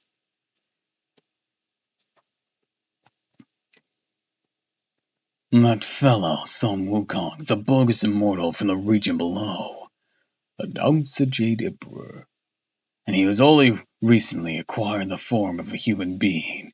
We shall pardon him for the time for his ignorance of court etiquette. Thank you, your majesty!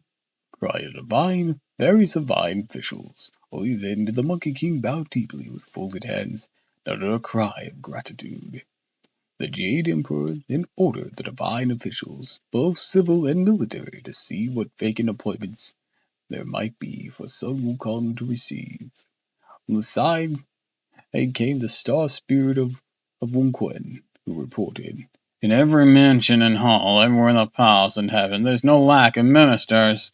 All at the imperial stables, a supervisor needed. Let him be made a ban-horse plague," proclaimed the Jade Emperor.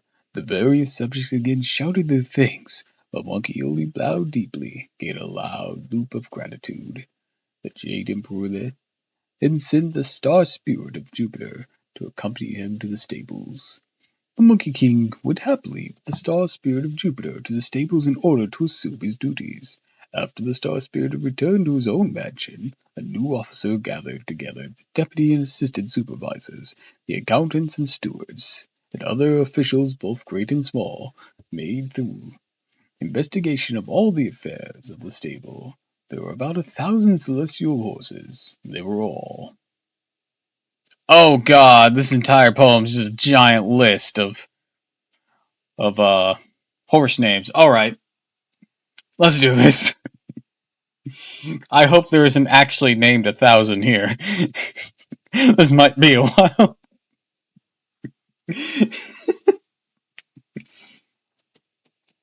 Alceus and Oh no, and they're Chinese names. Entire list of names. Suddenly the book of Genesis comes to mind. Halus and Cheese-Eyes, Loros and Shinless, consort of dragons and purple swallows, folded wings and Sushians, Jutans and silver hooves, Yanois and flying yellow, chestnut and faster than arrows, red hairs and speedier than light. Hey, red hair! Wait, you're supposed to be from this story? Why do you think you're Lu Bu? Who in fate? It's no joke, the first 10 chapters after Cain and Abel, just single second recounts of Adam and Eve's children. Oh god. Red hair, why do you think you're Lu Bu if you're supposed to be a celestial or horse? From, well, this. Doppel reading so nice. Aw, thanks Shiva, and welcome to the stream. Leaping lights and vaulting shadows, rising fogs and triumphant yellows, wind chasers and distant breakers, flying pigeons and surging airs. Read that as surging asses first.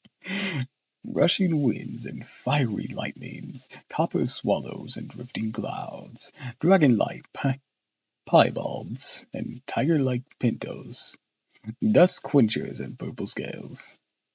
Sounded like you said riding bitches. I didn't though. I didn't say that.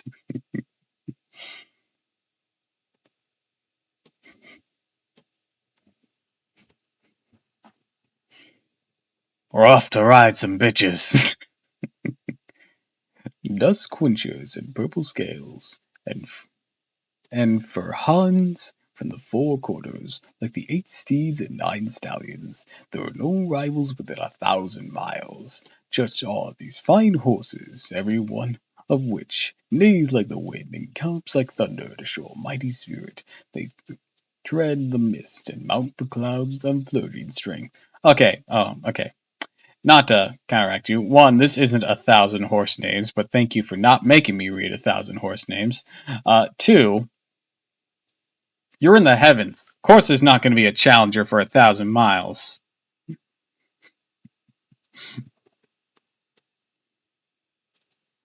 You're on practically another plane of existence.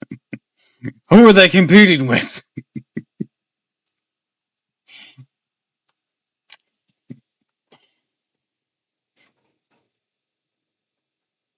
Poor bastards looking for a fight in a retirement home. It's like being on a deserted island. Just man, I'm the best cooking on the island. They're like, yeah, but you have the only cooking on the entire island.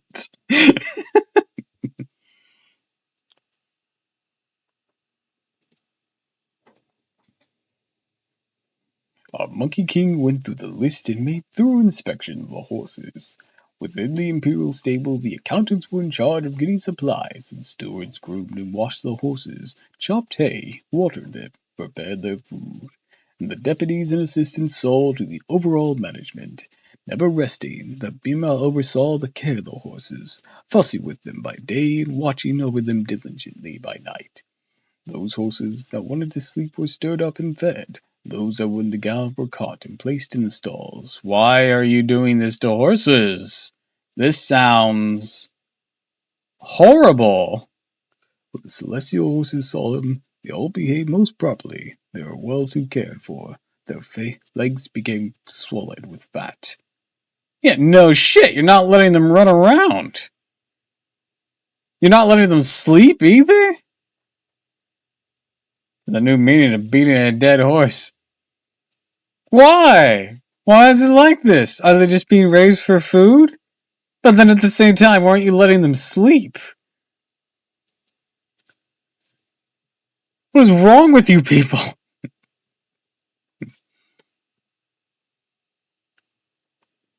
Hey guys, you know these celestial beings that look like horses that like to run around and be awake and sleep and eat and whatnot? What if we cut out like a lot of what makes them them by not letting them run around and forcing them to be awake for eternity? Won't that be fucking fun? More than half a month soon went by, and on one leisurely morning the various departed ministers gave a banquet to welcome and congratulate him. While they were drinking happily, the Monkey King suddenly put out his cup and asked, "What sort of rank is a band horse plague of mine?" "The rank and the title are the same," they said. "What is the ministerial grade, is it?" "It does not have a grade," they said. "It does not have a grade," said the Monkey King. "Suppose it must be the very highest." "Not at all," they replied. "It can only be called the unclassified." The Monkey King said, "What do you mean by the unclassified?" All the motherfuckers sink into hell. They all look at the other way and pretend nothing happened.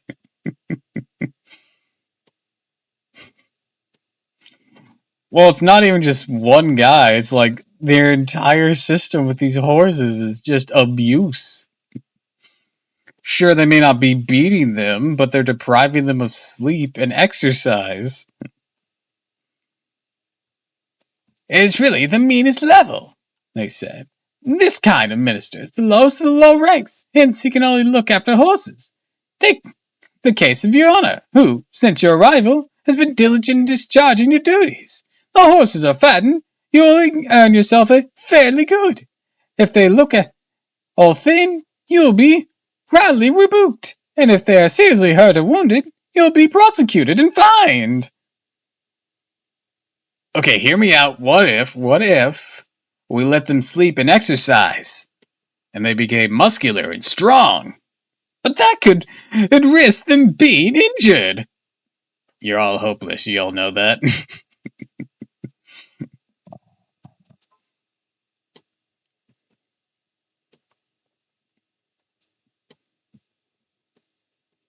When the Monkey King heard this, fire leapt up from his heart. So that's the contempt they have for old Monkey, he cried, angrily gnashing his teeth. My horse is a picture of health. I can see that horse's ribcage. Well, for them, it's quite the opposite. This horse is a picture of health. It has bags under its eyes that reach to the floor, and it's as fucking fat as a Snorlax.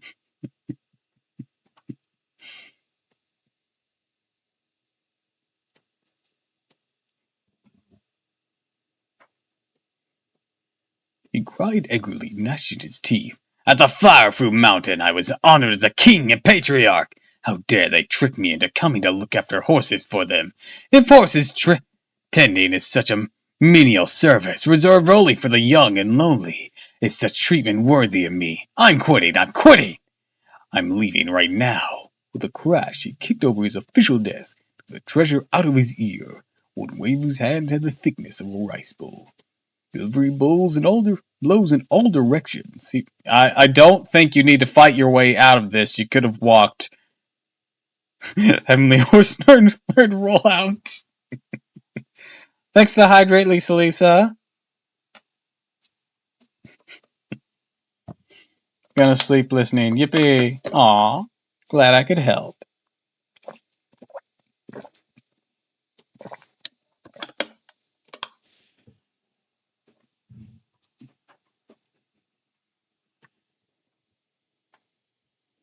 Oh, looks like the ad popped up.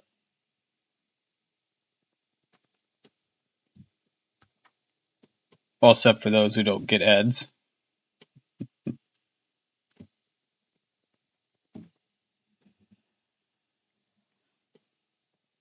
It just occurred to me.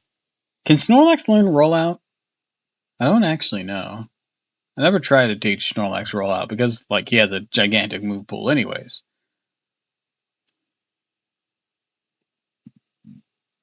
Oh, look that up. I'm now curious.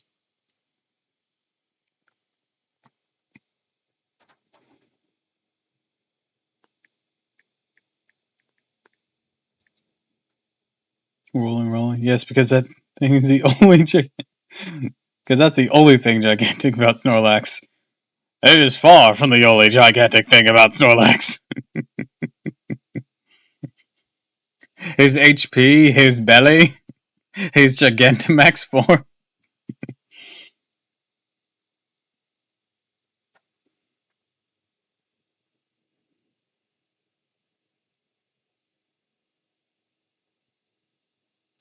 He's a big boy. He's a big boy. He's big as boy. Big boy. He's big as boy.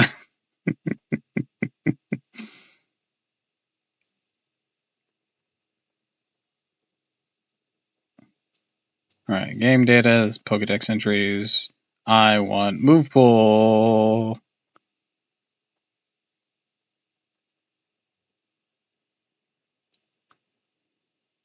Catching, held items, stats. Ooh, bro has a decent special defense and attack for a tank. Bro, if he learns rollout, I'll be knocking down buildings like rolling pins.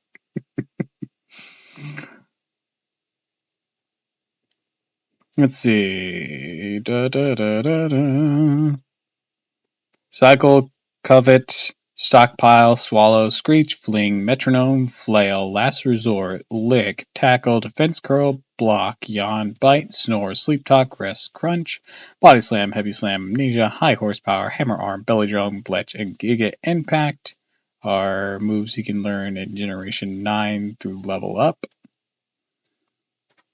Via TM, Takedown, Charm, Mob Slap, Protect, Trailblaze, Chilling Water, Facade, Bulldoze, Icy Wind, Rock Tomb, Fling, Endure, Sunny Day, Rain Dance, Sandstorm, Dig, Brick Break, Zen Headbutt, Body Slam, Fire Punch, Thunder Punch, Ice Punch, Sleep Talk, Seed Bob, Metronome, Stomping Tantrum. Damn.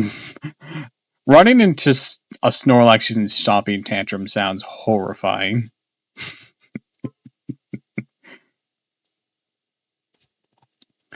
Rest, Rock Slide, Body Press. I'd hate to be hit by a Body Press from a Snorlax. Iron Head, Gunk Shot, Substitute Crunch, Shadow Ball, Hyper Voice, Heavy Slam. That's another one I wouldn't want to receive from a Snorlax. Encore Surf, Flamethrower, Thunderbolt, Amnesia, Helping Hand, Ice Beam, Fire Blast, Blizzard, Wild Charge. Earthquake, Giga Impact, Outrage, Focus Blast, Hyper Beam, Thunder, Solar Beam, Terra Blast, Smackdown, High Horsepower, Heat Crash, Uproar, Focus Punch, Double Edge, Super Cell Slam. I don't even know what that is. Is Curse and Hard Press. By Breeding, Bletch, Counter, Curse, Double Edge, and Fissure. Okay, he cannot learn Rollout. Damn, they didn't let him roll out of bed.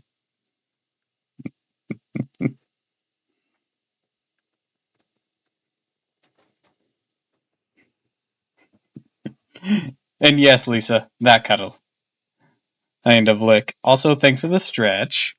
No, not the rollout. Let's get in a good stretch.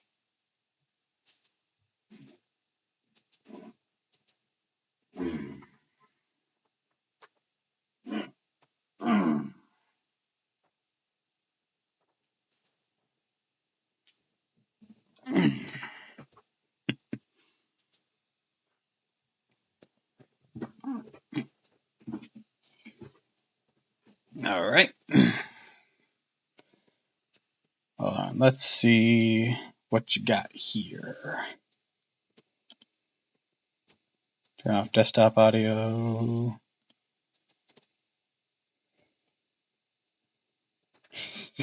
Oh, that.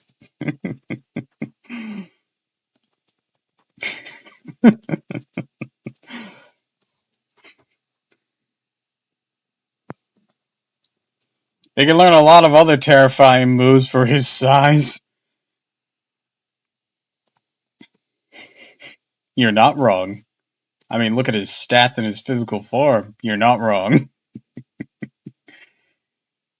Actually, even scarier than things like Heavy Slam and whatnot is Heat Crash, because that's just setting fire to the weight that's about to fucking slam you. That's genuinely horrifying.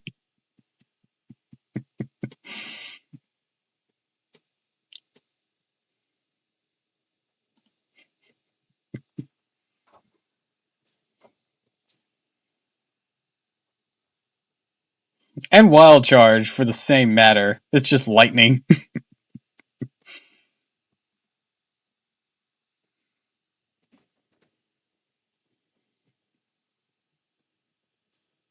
Delivering blows in all directions, he fought his way out to the Imperial stables and went straight to the South Heaven Gate. Even though violence was very unnecessary for that group of people, the various Celestial Guardians, knowing that he'd been officially appointed a Ban-Horse Plague, did not dare stop him and allowed him to fight his way out of the Heaven Gates.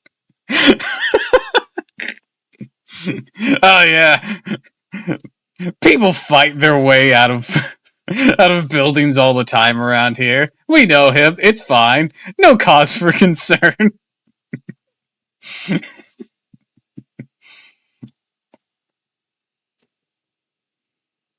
In a moment he lowered the direction of his cloud and returned to the Flower Fruit Mountain. The four mighty commanders were seen drilling troops with the Monkey King of various caves. "Little ones," said Monkey King, cried in a loud voice, "O Monkey has returned!" The flock of monkeys all came to kowtow and receive him into the depths of the cave dwelling. As Monkey King ascended his throne, they busily prepared a banquet to welcome him. "Receive our congratulations, great king," they said. "Having gone to the region above for more than 10 years, you must have returned in success and glory." "I have only been away for half a month," said the Monkey King. "How can it have been more than 10 years?" "Great king," said the various monkeys, "you are not aware of time and season when you go in heaven. One day in heaven above isn't equal to a year on earth. We may ask the great king what ministerial appointment he received." "Don't mention that! Don't mention that!" said the Monkey King, waving his hand. "It embarrasses me to death. That Jade Emperor does not know how to use talent. Seeing the features of old Monkey King, he appointed me to something called the Ban-Horse Plague, which actually means taking care of horses for him. It's a job too low even to be classified.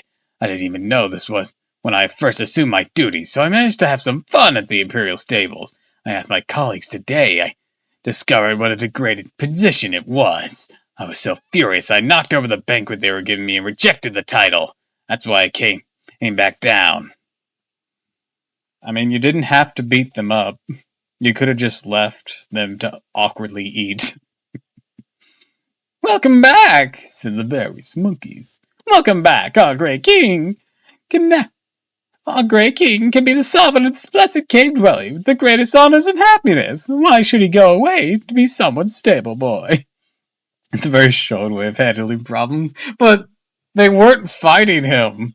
It'd be one thing to like overturn the table in your anger and whatnot, but literally just went and used this fucking 13,000-pound staff on these guys who didn't do anything to him. they were just working with them.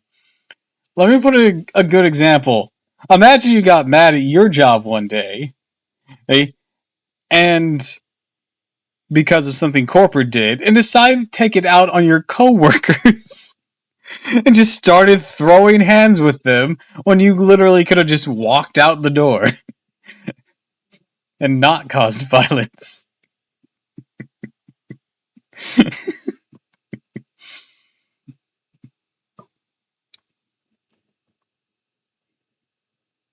I mean, that's assuming you have an okay relationship with your coworkers. At the same time, you don't need to throw hands with people that are uninvolved. I had coworkers like that, not gonna lie. Oh god.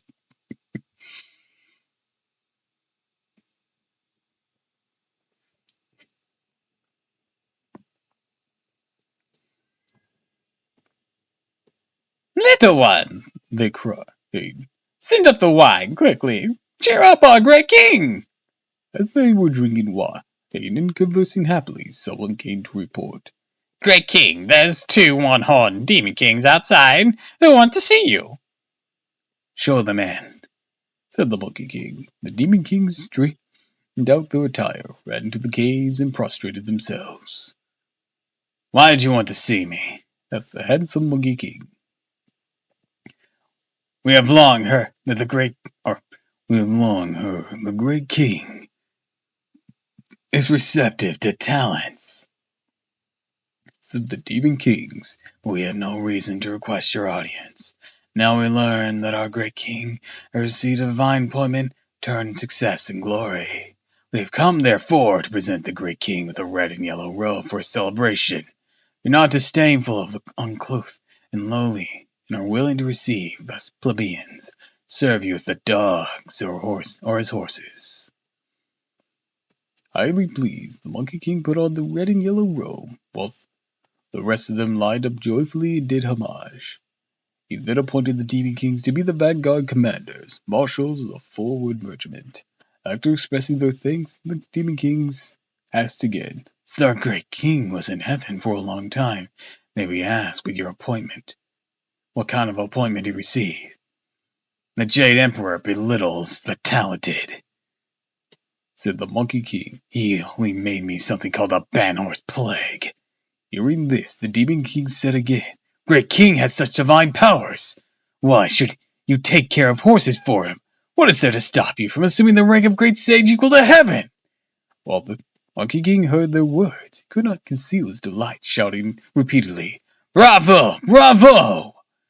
Make me a banner immediately. He ordered the 4 mighty commanders, and inscribe on them the large letters, the Great Sage equal to heaven. Erect a pole to hang it on. From now on, address me only as the Great Sage equal to heaven, and the title Great King will no longer be permitted. The monster kings of the various caves will be informed, so it will be known of all.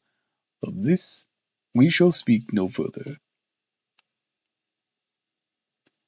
We now return to the Jade Emperor, who held court the next day. The celestial master Zong was seen leading the deputy and the assistant of the imperial stables to come before the Vermilion courtyard. Your Majesty, they said, prostrating themselves, the newly appointed Banhorse Plague, Sun Wukong, objected to his rank as being too low and left the heavenly palace yesterday in rebellion. Meanwhile, the Devaraja of Verhukata, leading the various celestial gardens of the Southern Gate, also made the report. The man horseplaying, for reasons unknown, has to us has walked out the Heaven's Gate. And by walked out, we mean punched everyone on the way out for some reason. We don't know why. It was kind of weird.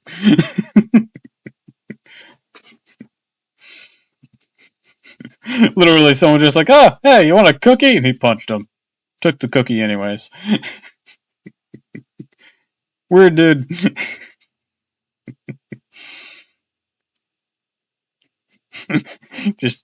That's just how I do. When the Jade Emperor heard this, he made the proclamation. Let the two divine commanders and their followers return to their duties. We shall send forth celestial soldiers to capture this monster. Among the ranks, Devaraja Li, who was the pagoda bearer, and his third prince Nata, came forward and presented their request, saying, Your Majesty, though your humble subjects are not gifted, we await your authorization to subdue this monster. Delighted, the Jade Emperor appointed pagoda bearer Devaraja Li Zhen to be Grand Marshal for subduing the monster, promoted the third prince Nata to be the great deity in charge of the three-platform assembly of the saints. They were to lead an expeditionary force at once for the region below. Devaraja, Ali, and Nata kowtowed to take leave and went back to their own mansion. After receiving the troops and their captains and lieutenants, they learned some commas, translator. They appointed mighty spirit god to be a Van word commander. Yes. What's a comma? They're using them to make combined sentences, but they'd never use them when they're listing shit.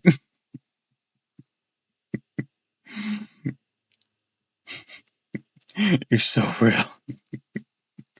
Mighty Spirit God, man. What a name.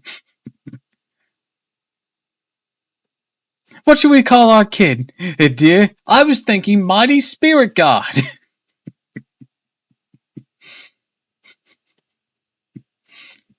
The Fishbelly General to begin up by, to bring up the rear, and the General of the Yaksha to urge the troops on. In a moment they left by the South Heaven Gate and went straight to Flower Fruit Mountain. A level piece of land was selected for encampment. The order was then given to the mighty spirit god to provoke battle. After receiving his orders and having buckled and knotted his armor properly, the mighty spirit god grasped his spreading flower axe and came to the water curtain cave. There in front of the cave he saw a great mob of monsters, all of them wolves, insects, tigers, leopards, and the like. See, it used commas there! Also, what are the insects gonna do? It's just like, it's just Mantis from Kung Fu Panda.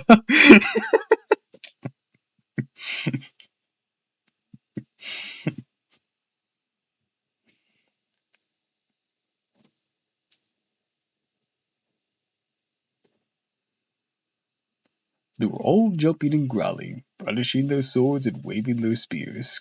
Great, now I'm gonna imagine Sun as Poe. Get ready to feel the thunder! Damn. Wait, hold on. Here's something for this. Damnable beast!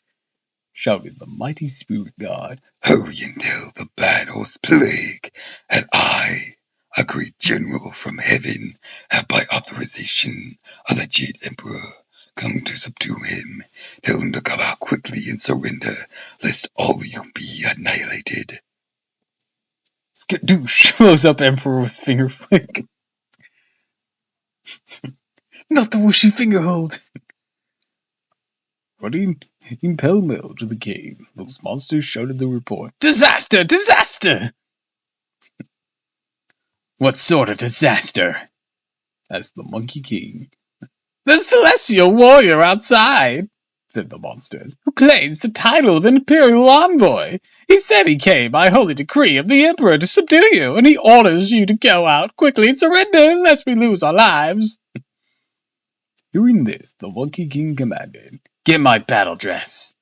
Also, side note, with the Monkey King's abilities, he could literally just be, like, his own army. I mean, I know he's already a one-man army, but if he wanted to go through the formalities of it, his duplication thing, he could literally just be the army. He didn't need to trade up anyone. He didn't even need these guys at the front.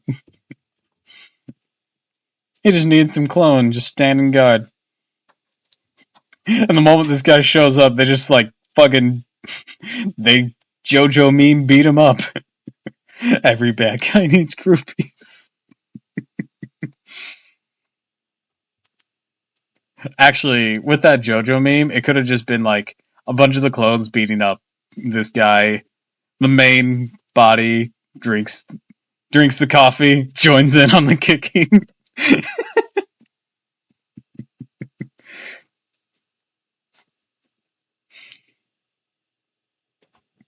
He quickly donned his red gold cap and pulled on his yellow gold cuirass, slipped on his cloud-treading shoes, and seized the compliment gold hooped rod. He led the crowd outside and set them up in battle formation. Why? You don't need to. You can solo this. The mighty spirit god opened wide his eyes and stared at this magnificent Monkey King.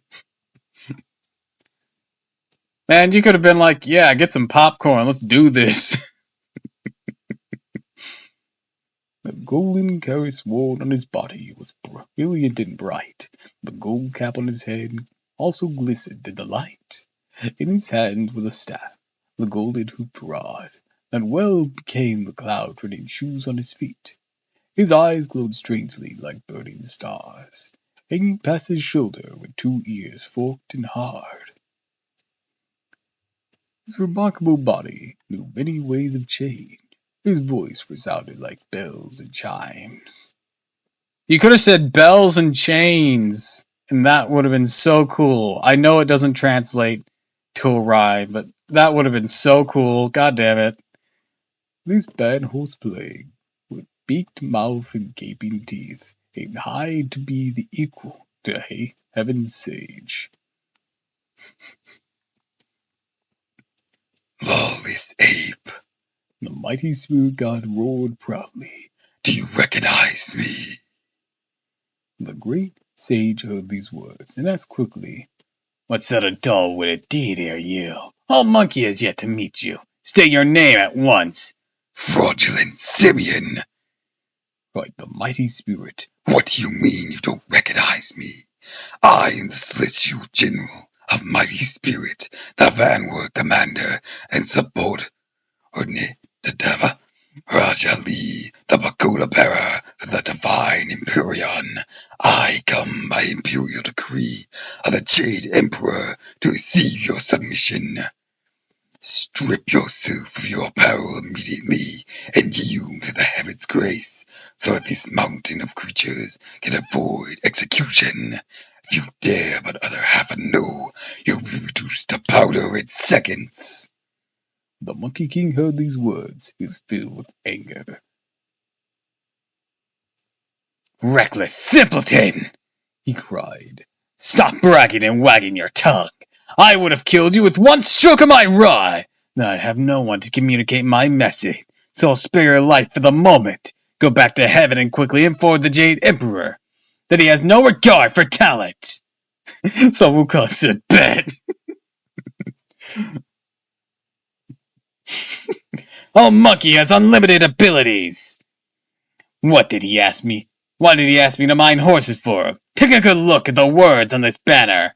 I'm promoted according to its title. Well, I will lay down my arms, and Cosmos will then be fair and tranquil. But if he does not agree to my demands, I'll fight my way up to the treasure hall of Divine Mist, and he won't even be able to sit on his dragon throne. When the mighty spirit god heard these words, he opened his eyes wide, facing the wind, saw indeed a tall pole outside the cave. On the pole hung a banner, buried in large letters the word, "The Great Sage equal to heaven." The mighty spirit god laughed scornfully 3 times and jeered, Lawless ape, how fatuous of you! How, how fatuous can you be, and how arrogant! So you want to be the great sage, equal to heaven? Be good enough to take a bit of my axe first! Even at his head, he hacked at him. But a knowledgeable fighter, the Monkey King was not nerved. He met the blow at once with his golden hoop rod, and this exciting battle was on. The rod was named Compliment, the axe called Spreading Flower. The two of them meet suddenly, not yet know their weaknesses or strength, but axe and rod clashed left and right. One concealed secret power most wondrous, the other vaunted openly his vigor and might. They used magic, blowing out clouds and puffing up fog. They stretched up their hands, splattered mud, and sprayed sand. The might of the celestial battler had its way, but the Monkey King had boundless powers of change. The rod uplifted, a dragon played in water. The axe arrived, a phoenix sliced through flower. Mighty spirit, whose name spread through the world. And prowess truly could not match the other one. The great sage wielding lightly his iron staff, could numb the body with one blow of the head. The mighty spirit god could oppose him no longer. It allowed the Monkey King to aim a mighty blow at his head, whilst he hastily sought to parry with an axe. The crack, the axe handle split in two. The mighty spirit turned swiftly to flee for his life. "Imbecile! Imbecile!" laughed the Monkey King. "I've already spared you. Go report my message at once." Not to critique Mighty Spirit God's battle plan here, but weren't you informed of the weapon Wukong was using before you did this whole operation? Or are you just wholly stupid? They had the info on what his weapon was from the Dragon King's report. Did you really think your fucking axe is gonna stand up to this thing?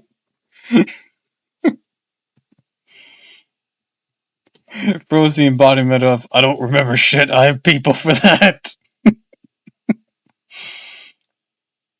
I just imagine them back at their camp. Hey, should we tell them that the Monkey King's weapons is over like 13,000 pounds? I'm sure he remembers.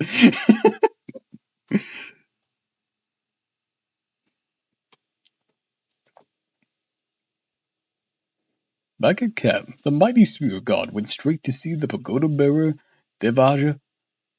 Huffing and puffing, he knelt down saying, The Baron Horse Plague indeed has great magic power.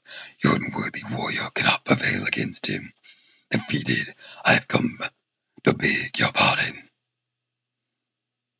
"This fellow has blunted our will to fight," said Devil Varaja Lee angrily. "Take him out and have him executed." Beside came Prince Nata, said, bowing deeply, "Let your anger subside, Father King." When Wukong sees a massive axe, cute, drop shaft causes a category 5 earthquake.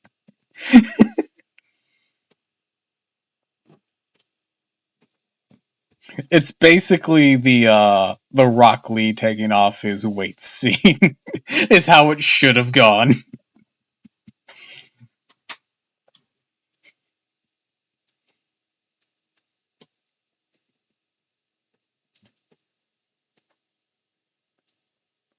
"Let your anger subside, Father King, and pardon for the moment the guilty of mighty spirit. Permit your child to go into battle at once. She'll know the long and short of the matter." Side note, Rock Lee should have been the protag in Naruto, and I'll die on that hill. Dude, Rock Lee was awesome. Also, give me a moment.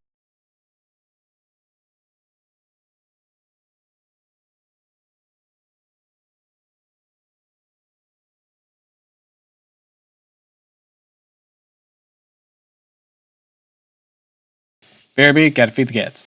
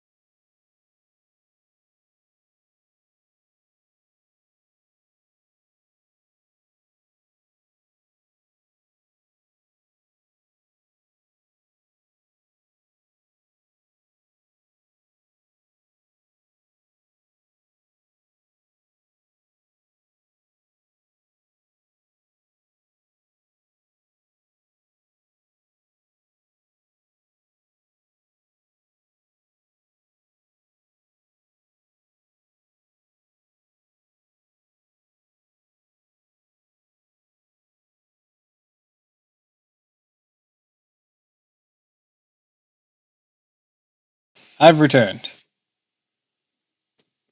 Da-da-da-da-da-dun. Also, I'm sure Rock Lee would have been the protagonist if uh, the author had thought of him first. Let's be honest. But Naruto was actually a result of a previous one-shot attempt that he had thought of. And there is a reason Rock Lee got his own side series, even if it was just a gag series, because he's just that awesome.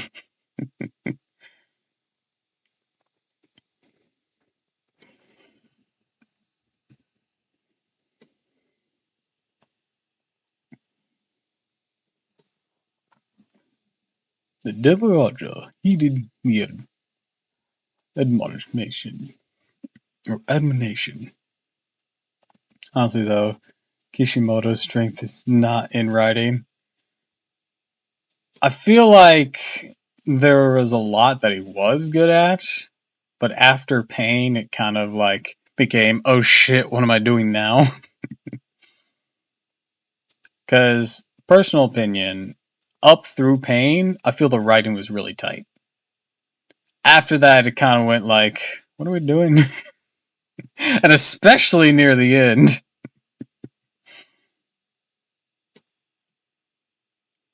I will put Naruto up as a good example of using death right in a series, where you're not just killing off people for shock value and whatnot. JoJo's also pretty good at that, at having watched it afterwards.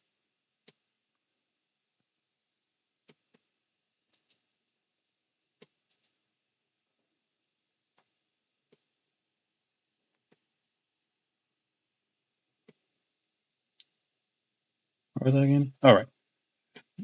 The Devaraja, heeding the admonition, had ordered Mighty Spirit to go back to his camp and wait trial. The Prince Nato, properly armed.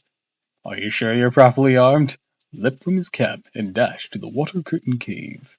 Wukong was just dismissing his troops when he saw Nato approaching fiercely. Dear Prince, two boyish tufts barely cover his skull, his flowing hair yet to reach the shoulders. Rare mind, alert and intelligence, unafraid, pure and elegant. He's indeed the unicorn son from heaven above, truly immortal as a phoenix of mist and smoke. The seas of dragon have by nature uncommon features. His tender age shows no reflection to any worldly kin. Carries on his body 6 kinds of magic weapons. He flies, he leaps, can change without restriction. Now by the golden mouth proclaimed of the Jade Emperor, he's appointed to the assembly, its named the 3 platforms. Wukong drew near and asked, Whose little brother are you? What do you want barging through my gate? Lawless, monstrous monkey! Shouted Nata. Don't you recognize me? I'm Nata, 3rd son of the Pagoda Devaraja. I'm under imperial commission of the Jade Emperor to come and arrest you. Little prince, said Wukong, laughing. Your baby teeth haven't even fallen out, and your natural hair is still damp. How dare you talk so big? I'm going to spare your life, and I won't fight you. Take a look at the words on my banner and report them to the Jade Emperor above. Grant me this title, and you won't need to stir your forces. I'll submit on my own. If you don't satisfy my cravings, I will surely fight my way up to the treasure hall of divine mist. Lifting his head to look, Nato saw the words, Great Sage equal to heaven. What great power does this monstrous monkey possess? Said Nata, that he dare claim such a title. Fear not, swallow my sword! I'll just stand here quietly, said Wukong, and you can take a few hacks at me with your sword. Young Yato grew angry. Change! He yelled loudly. He changed at once to a fearsome person, holding 3 heads and 6 arms. In his hand he held 6 kinds of weapons, a monster stabbing sword, a monster cleaving scimitar, and a monster binding rope, a monster taming club, an embroidering ball, and a fiery wheel. Oh hey, I've seen Wukong use that form. Banishing these weapons, he mounted a frontal attack. "This little brother does know a few tricks!" Or, "This little brother does know a few tricks," said Wukong, somewhat alarmed by what he saw. "But don't be rash. Watch my magic." "Dear great sage," he shouted. Dear great sage, he shouted. "Change!" He too transformed himself to a creature with 3 heads and 6 arms. Oh, hey, there it is. One wave of golden hoop rod gave 3 staffs, which was held by 6 hands. The conflict was truly earth-shattering. It made the very mountain tremble. What a battle! The 6-armed Prince Nata, the heaven-born handsome stone monkey king, each met his match, and found each to be before from the same source. One was consigned to come down to earth, and the other in guile to stir the universe. The edge of the monster's stabbing sword was quick, the keen the monster-cleaving scimitar, a law of demons and gods. The monster-biting rope was like a flying snake, the monster-taming club was like the head of a wolf. A lightning-propelled fiery wheel was like darting flames. Hither and thither the embroidery of all routed. The 3 complement rods of the great sage protected the front, guarded the rear with care and skill. Few rounds of bitter contest revealed no victor. The prince's mind would not so easily rest. He ordered the 6 kinds of weapons to change to hundreds and thousands of millions, aiming for the head. The Monkey King, undaunted, roared with laughter loud, wielding his iron rod with artful ease.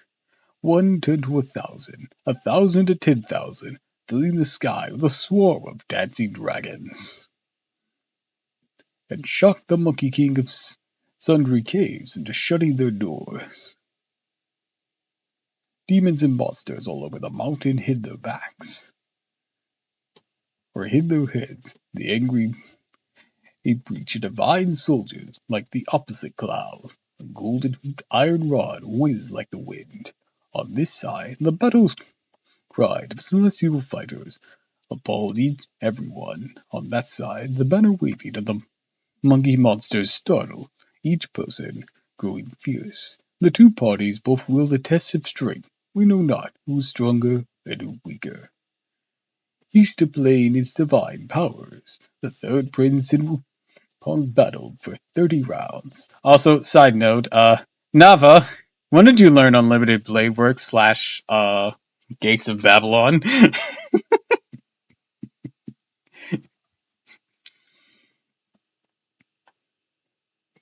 The 6 weapons that the prince into 1,000 and 10,000 pieces. Jesus Christ, how much did Emmy steal?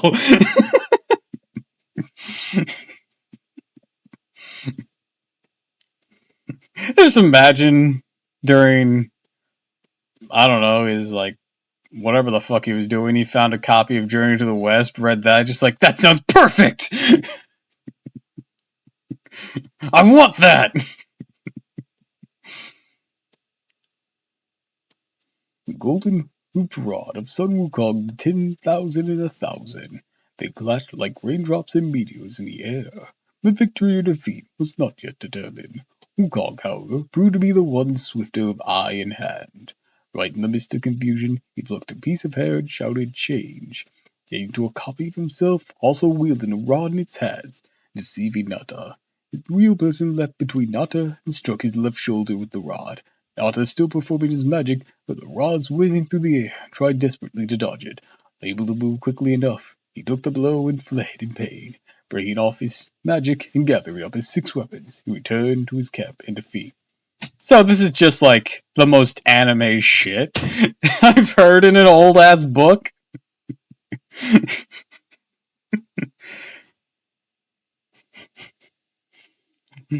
Maybe any time a rogue spirit exists. Write that down. Write that down. Okay, yeah, this fight is like super fucking anime. Like, Jesus Christ.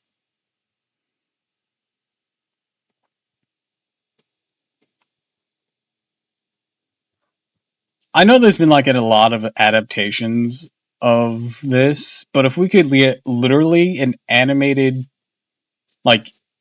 scenes of all the fights as they're told in the story, not just like adaptations for the sake of a larger narrative. That would be so fucking sick, even if they were just like small animations. Because that shit is literally the most anime. Nobody can top our anime fight scenes. Wu Young, hold my quill. I think he would have been using an ink brush to write this, wouldn't he?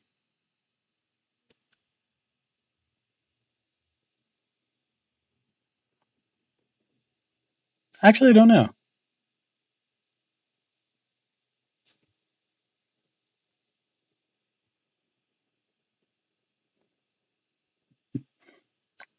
It's alright, even I'm not entirely sure.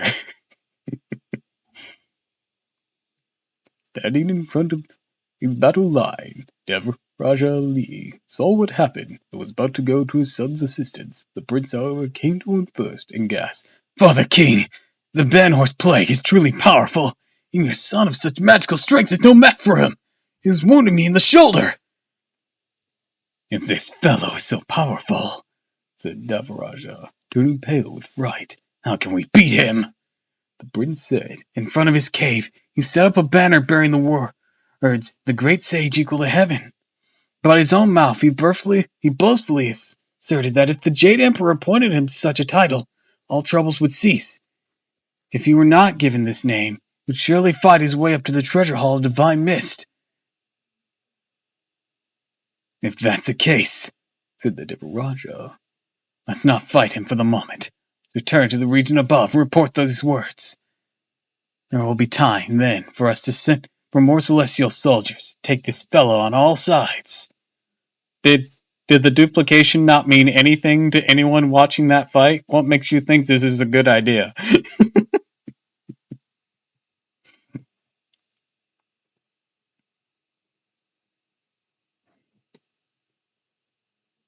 Actually, I'm curious about something. And it's to do with the weight of Wukong's staff.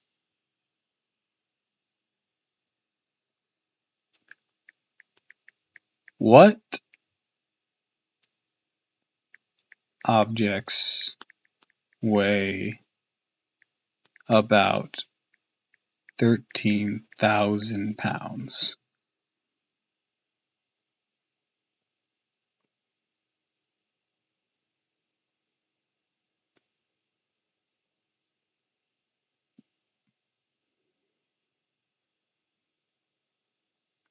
A male African bush elephant.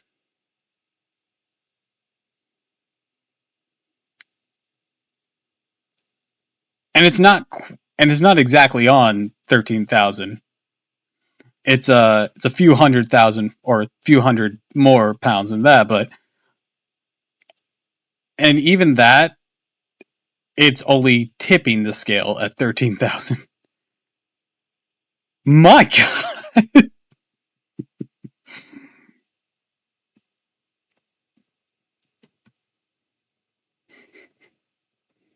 The African bush elephant is the largest living terrestrial land animal, which males reach 6 to 7.5 meters, 19 to 7 feet, to 24.6 feet in length. That's roughly the same length as the pole was, ironically. 3.3 meters, 10.8 in height at the shoulder, and weighing in 6 tons to 13,000 pounds. Is dedication there? Oh, wrong chat. That's okay. He is doing the equivalent of swinging around the largest land mammal. Actually, a bit more than that, technically.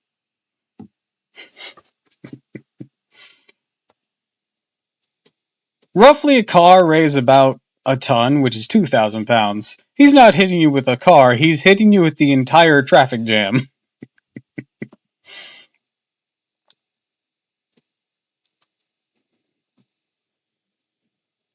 My, like, I was curious what a good comparison for the weight of this thing would be. Jesus fucking Christ.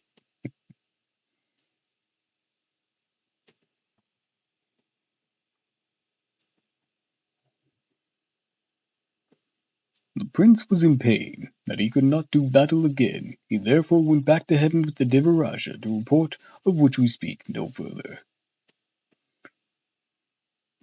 Look at the Monkey King, returning to his mountain in triumph. The monster kings of 72 caves and 6 sworn brothers all came to congratulate him, and they feasted jubilantly in the blessed cave dwelling.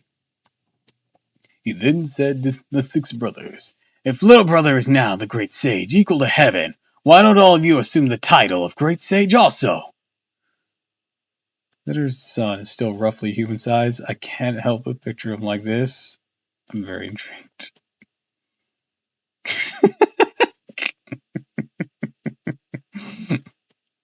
SpongeBob memes. Thou art always evergreen.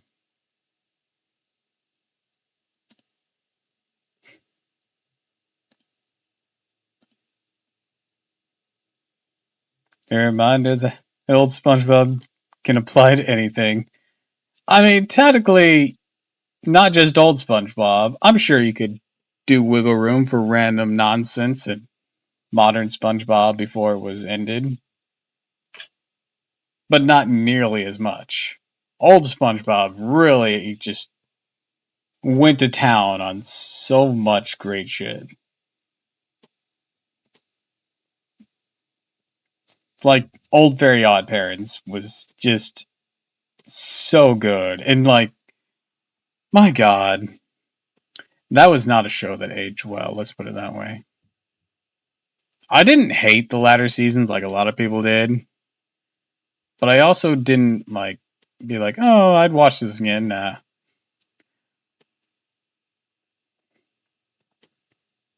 Where was I? "Our worthy brother's words are right," shouted the bull monster king from their midst.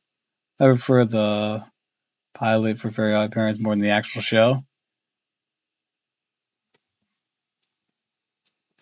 I'm sure I've seen the pilot, but I don't remember what the plot was. "I'm going to be called the Great Sage parallel to heaven." "I shall be called the Great Sage covering the ocean," said the Dragon Monster King. "I shall be the Great Sage united with heaven," said the Gouda Monster King.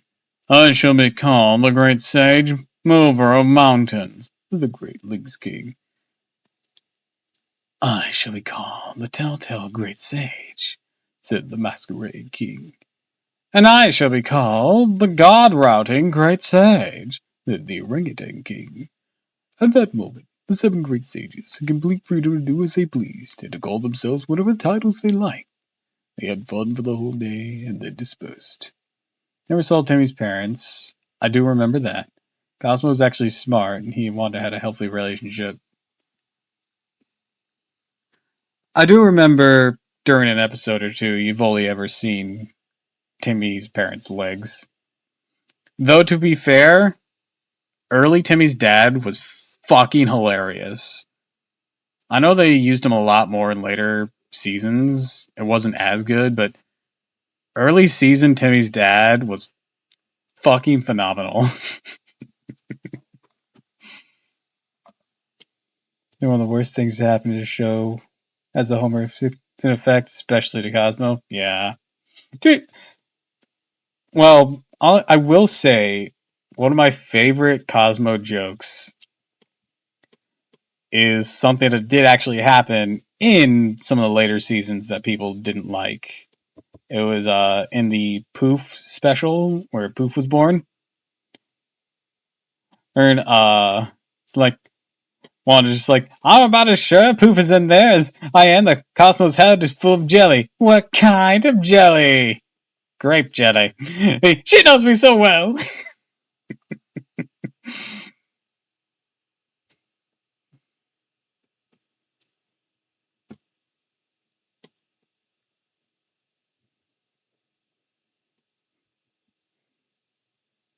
Now then returned to the Devaraja Lee, the third prince who leading the other commanders, went straight to the treasure hall of Divine Mist to give their reports.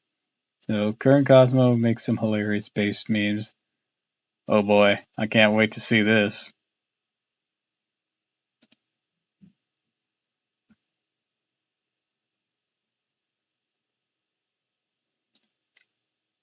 Okay, so that isn't cursed. Well, that first one is not late season Cosmo. These are all earlier season Cosmo, except for the one with Poof, I think. Yeah. Well, the very first one I know is from season 1.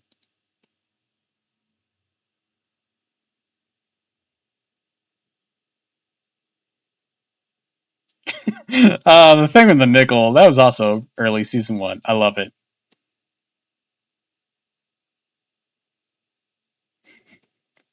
I can refer to the post pilot, but fair. Yeah, you'd probably have to narrow it down a bit more in your classification because judging something from the pilot episode and something that had like what 8 seasons or some shit, you probably need to break it up a bit more.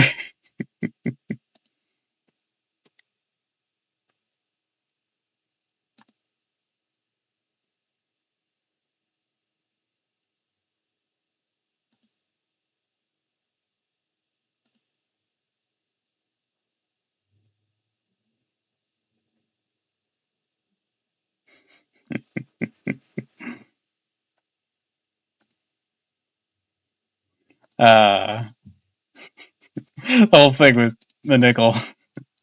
Like, the good news is I've named my nickel Philip. And the bad news, it's a girl nickel.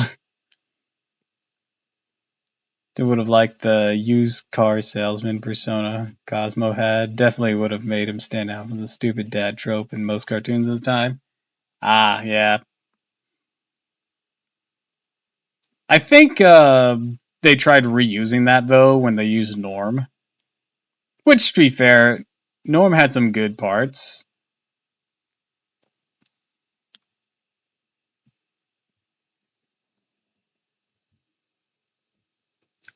Any Norm episode was actually kind of fun.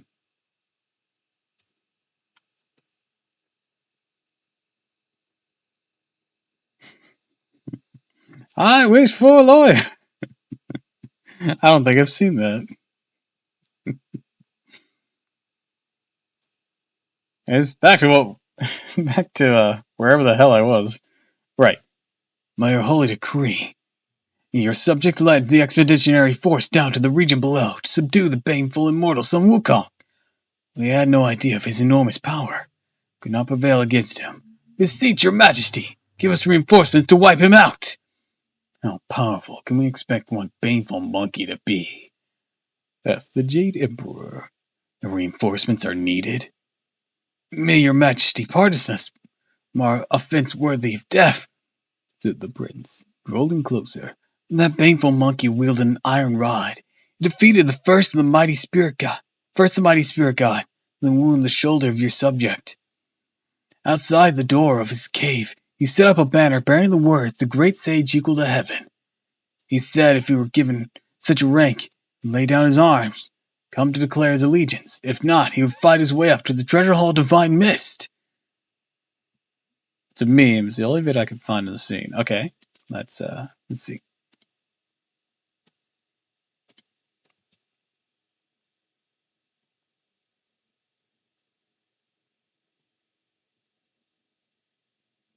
Oh, this one.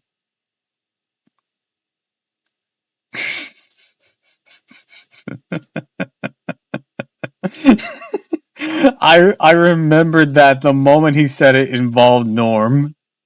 I don't remember much about what the lawyer did. I think it was like some big contract shit. But like yeah, Norm's reaction to that was fucking great.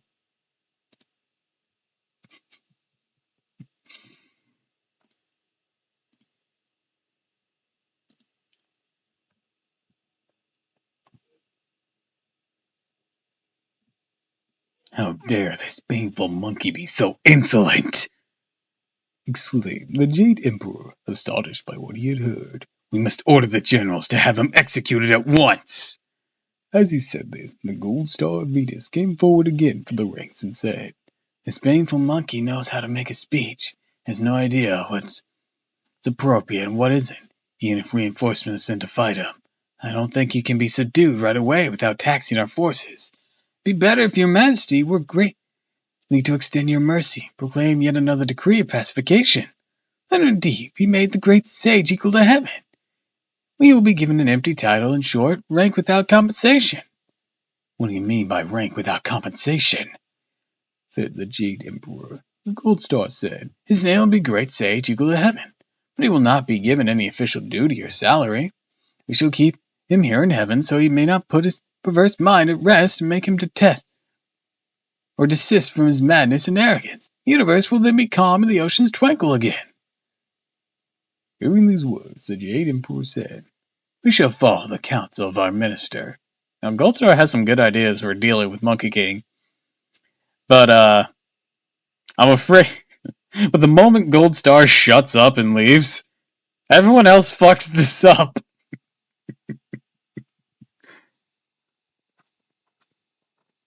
Maybe Goldstar should be allowed to stay in the room and negotiate. He seems like he has a decent head on his shoulder. Not that I'm saying y'all are incompetent, but the rest of you are incompetent.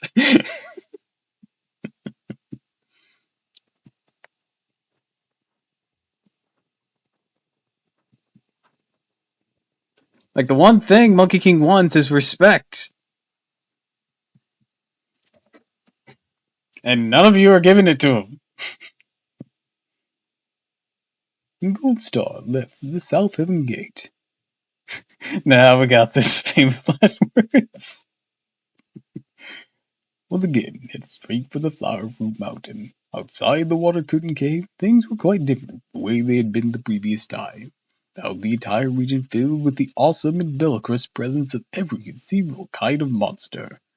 Each one of them clutching swords and spears, wielding scimitars and staffs, growling and leaping about. They began to attack the Gold Star the moment they saw him. "You chieftains, hear me!" said the Gold Star. "Let me trouble you to report this great sage. I am the heavenly messenger sent by the Lord above. I bear an imperial decoration of invitation." Various monsters ran inside to report. "There's an old man outside who says that he is the heavenly messenger from the region above, bearing a decree of invitation for you." "Welcome, welcome," said Wukong. "He must be the Gold Star of Venus who came here last time. Although it was a shabby position they gave me when he invited me to the region above, I nonetheless made it to heaven once, knowing myself with the ins and outs of celestial passages. He's come again this time, undoubtedly with good intentions."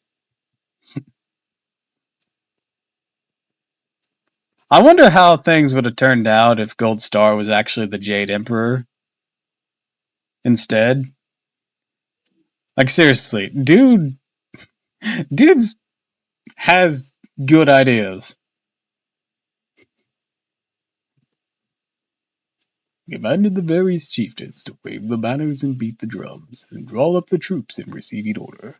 Leaving the rest of the monkeys, the great sage donned his cap, his cuirass over, but he tossed the red and yellow robe, and slipped on the cloud shoes, turned to the mouth of the cave, and bowed courteously, and said in a loud voice, "Please come in, old star. Forgive me for not coming out to meet you." The Gold Star strode forward and entered the cave. He stood facing south and declared, "Now I inform the great sage. Because the great sage has objected to the means of his previous appointment and removed himself from the imperial stables, the officials of that department, both great and small, reported the matter to the Jade Emperor. The proclaimed of the Jade Emperor said at first all appointed officials advanced from lowly positions to exalted ones. Why should he object to that arrangement? It led to the campaign against you by Devraja Li and Nata. They are arrogant. They are ignorant of the great sage's power, therefore suffered defeat. They reported back to heaven that he had set up a banner, made known to desire to be the great sage equal to heaven. The various martial officers still wanted to deny your request. It was this old man, risking offense, pleading the case, the great sage, so he might be invited to receive a new appointment. Now to use the force, the Jade Emperor accepted my suggestion, hence I'm here to invite you. I caused you trouble last time, said Wukong, laughing, and now I am once again indebted to you for your kindness. And then you don't get Ushikoshi and all your friends are posting their roles for her. Oof.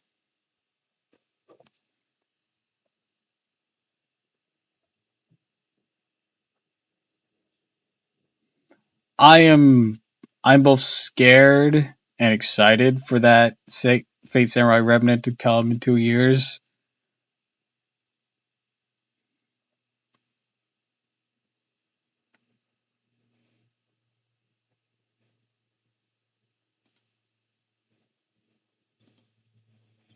Wait, bad link? Okay. I'll wait.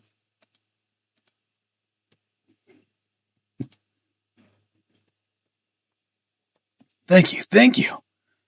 But is there really such a rank as the great sage equal to heaven up there? I made certain.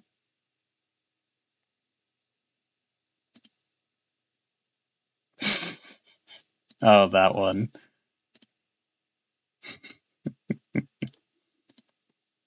Thank you. But is there really such a rank as the great sage equal to heaven up there? I made certain the title was approved. The gold star. For I dared come with decree. If there is any mishap, let this old man be held responsible. Wukong was highly pleased. Goldstar refuses Earth's invitation to stay for a banquet, and therefore mounted the hallowed cloud with the gold star. Went to the south heaven gate. They are welcomed to the celestial generals and guardians, hands folded at their breath. It's going straight to the treasure halls of divine mist. The golden star prostrated himself and memorialized. Your subjects by your decree is summoned. Here ban horseplay, Egg Sun Wukong. I am the Sun Wukong, come forward, said the Jade Emperor. I now proclaim you to be the great sage equal to heaven, physician of the highest rank. You must indulge no more in your preposterous behavior. Bowing deeply, the monkey uttered a great whoop of thanks. Jade Emperor then ordered 2 building officials, Zhang and Lu, to erect the official residence of the great sage equal to heaven, the right to the Garden of Immortal Peaches, inside the mansion. And 2 departments were established, named Peace and Quiet, and Serene Spirit, both of which were full of attending officials. The Jade Emperor also ordered the star spirits of 5 poles to accompany Wukong to assume his post. Hop off now, though. Even though it's night off, I have some projects I want to work on, especially since I'm back on the job market. Good stream, Doppel. Let me know when Talpa Inspiration comes up. I actually don't know when that would be. I didn't know he was still a Journey to the West reference.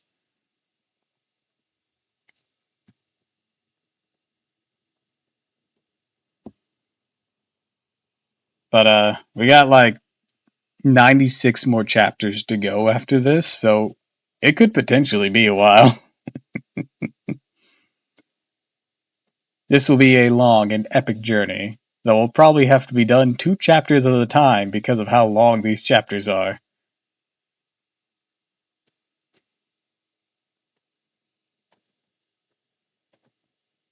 The Jade Emperor also ordered the Star Spirits of 5 poles to accompany Wukong to assume his post. Oh, also, I hope you have a pleasant night and pleasant dreams. So, bye, Mr. Mustache. In addition, the 2 bottles of imperial wine and 10 clusters of golden flowers were bestowed upon him, with the order that he must keep himself under control and make up his mind to indulge no more preposterous behavior. The Monkey King obediently accepted the command, and went that day with the Star Spirits to assume his post. Opened the bottles of wine, drank them all with his colleagues. After seeing the Star Spirits off to their own palaces, settled down in complete contentment and delight to enjoy the pleasures of heaven, without the slightest worry or care. Truly, his name divine, forever recorded in the long life book, and kept from falling to Samasura, will all be known. We do not know what took place hereafter. Let us listen to the explanation in the next chapter. Ah, okay, that was the end of that chapter. Okay, so that means it's probably a good stopping point. Because each chapter has taken me like an hour and a half. Granted, I've been rambling on in between. But I don't want to get too deep into it and lose my place. chapter starts and stops in this big of a book are probably a good idea. In that case, then, I'd like to wish you all a fond farewell. And thank you for stopping by. If you like this, of course, follow me on Twitch, Twitter, and YouTube. And if you haven't already, please consider subscribing, because it really helps me out. So, let's see. Should we raid anyone? Let's see what our pickings are.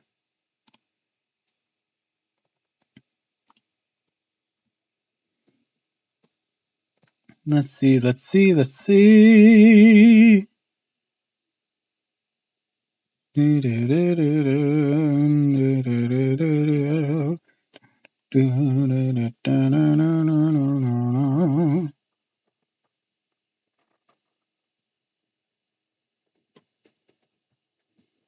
How about...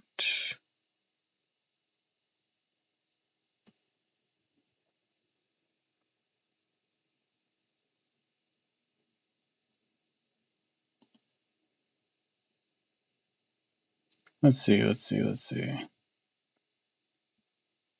Not the subject I was looking for, potentially.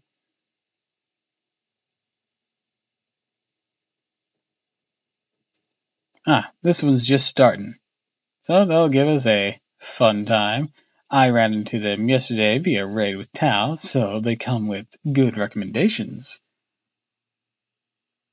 Anyone raiding with do know they're transmax, so they use he despite the vocal sounds. I will ask you to properly respect that. Granted, I'm actually terrible at that. I actually end up using proper nouns a lot whenever I can because I'm so scared of fucking up. I don't want to be rude and such. Anyway, so if we can, of course, I'll go ahead and give them a raid. They just started too, so should be quite fun. Da, da, da, da, da. How do you pronounce their name? Kira Aurora, I believe.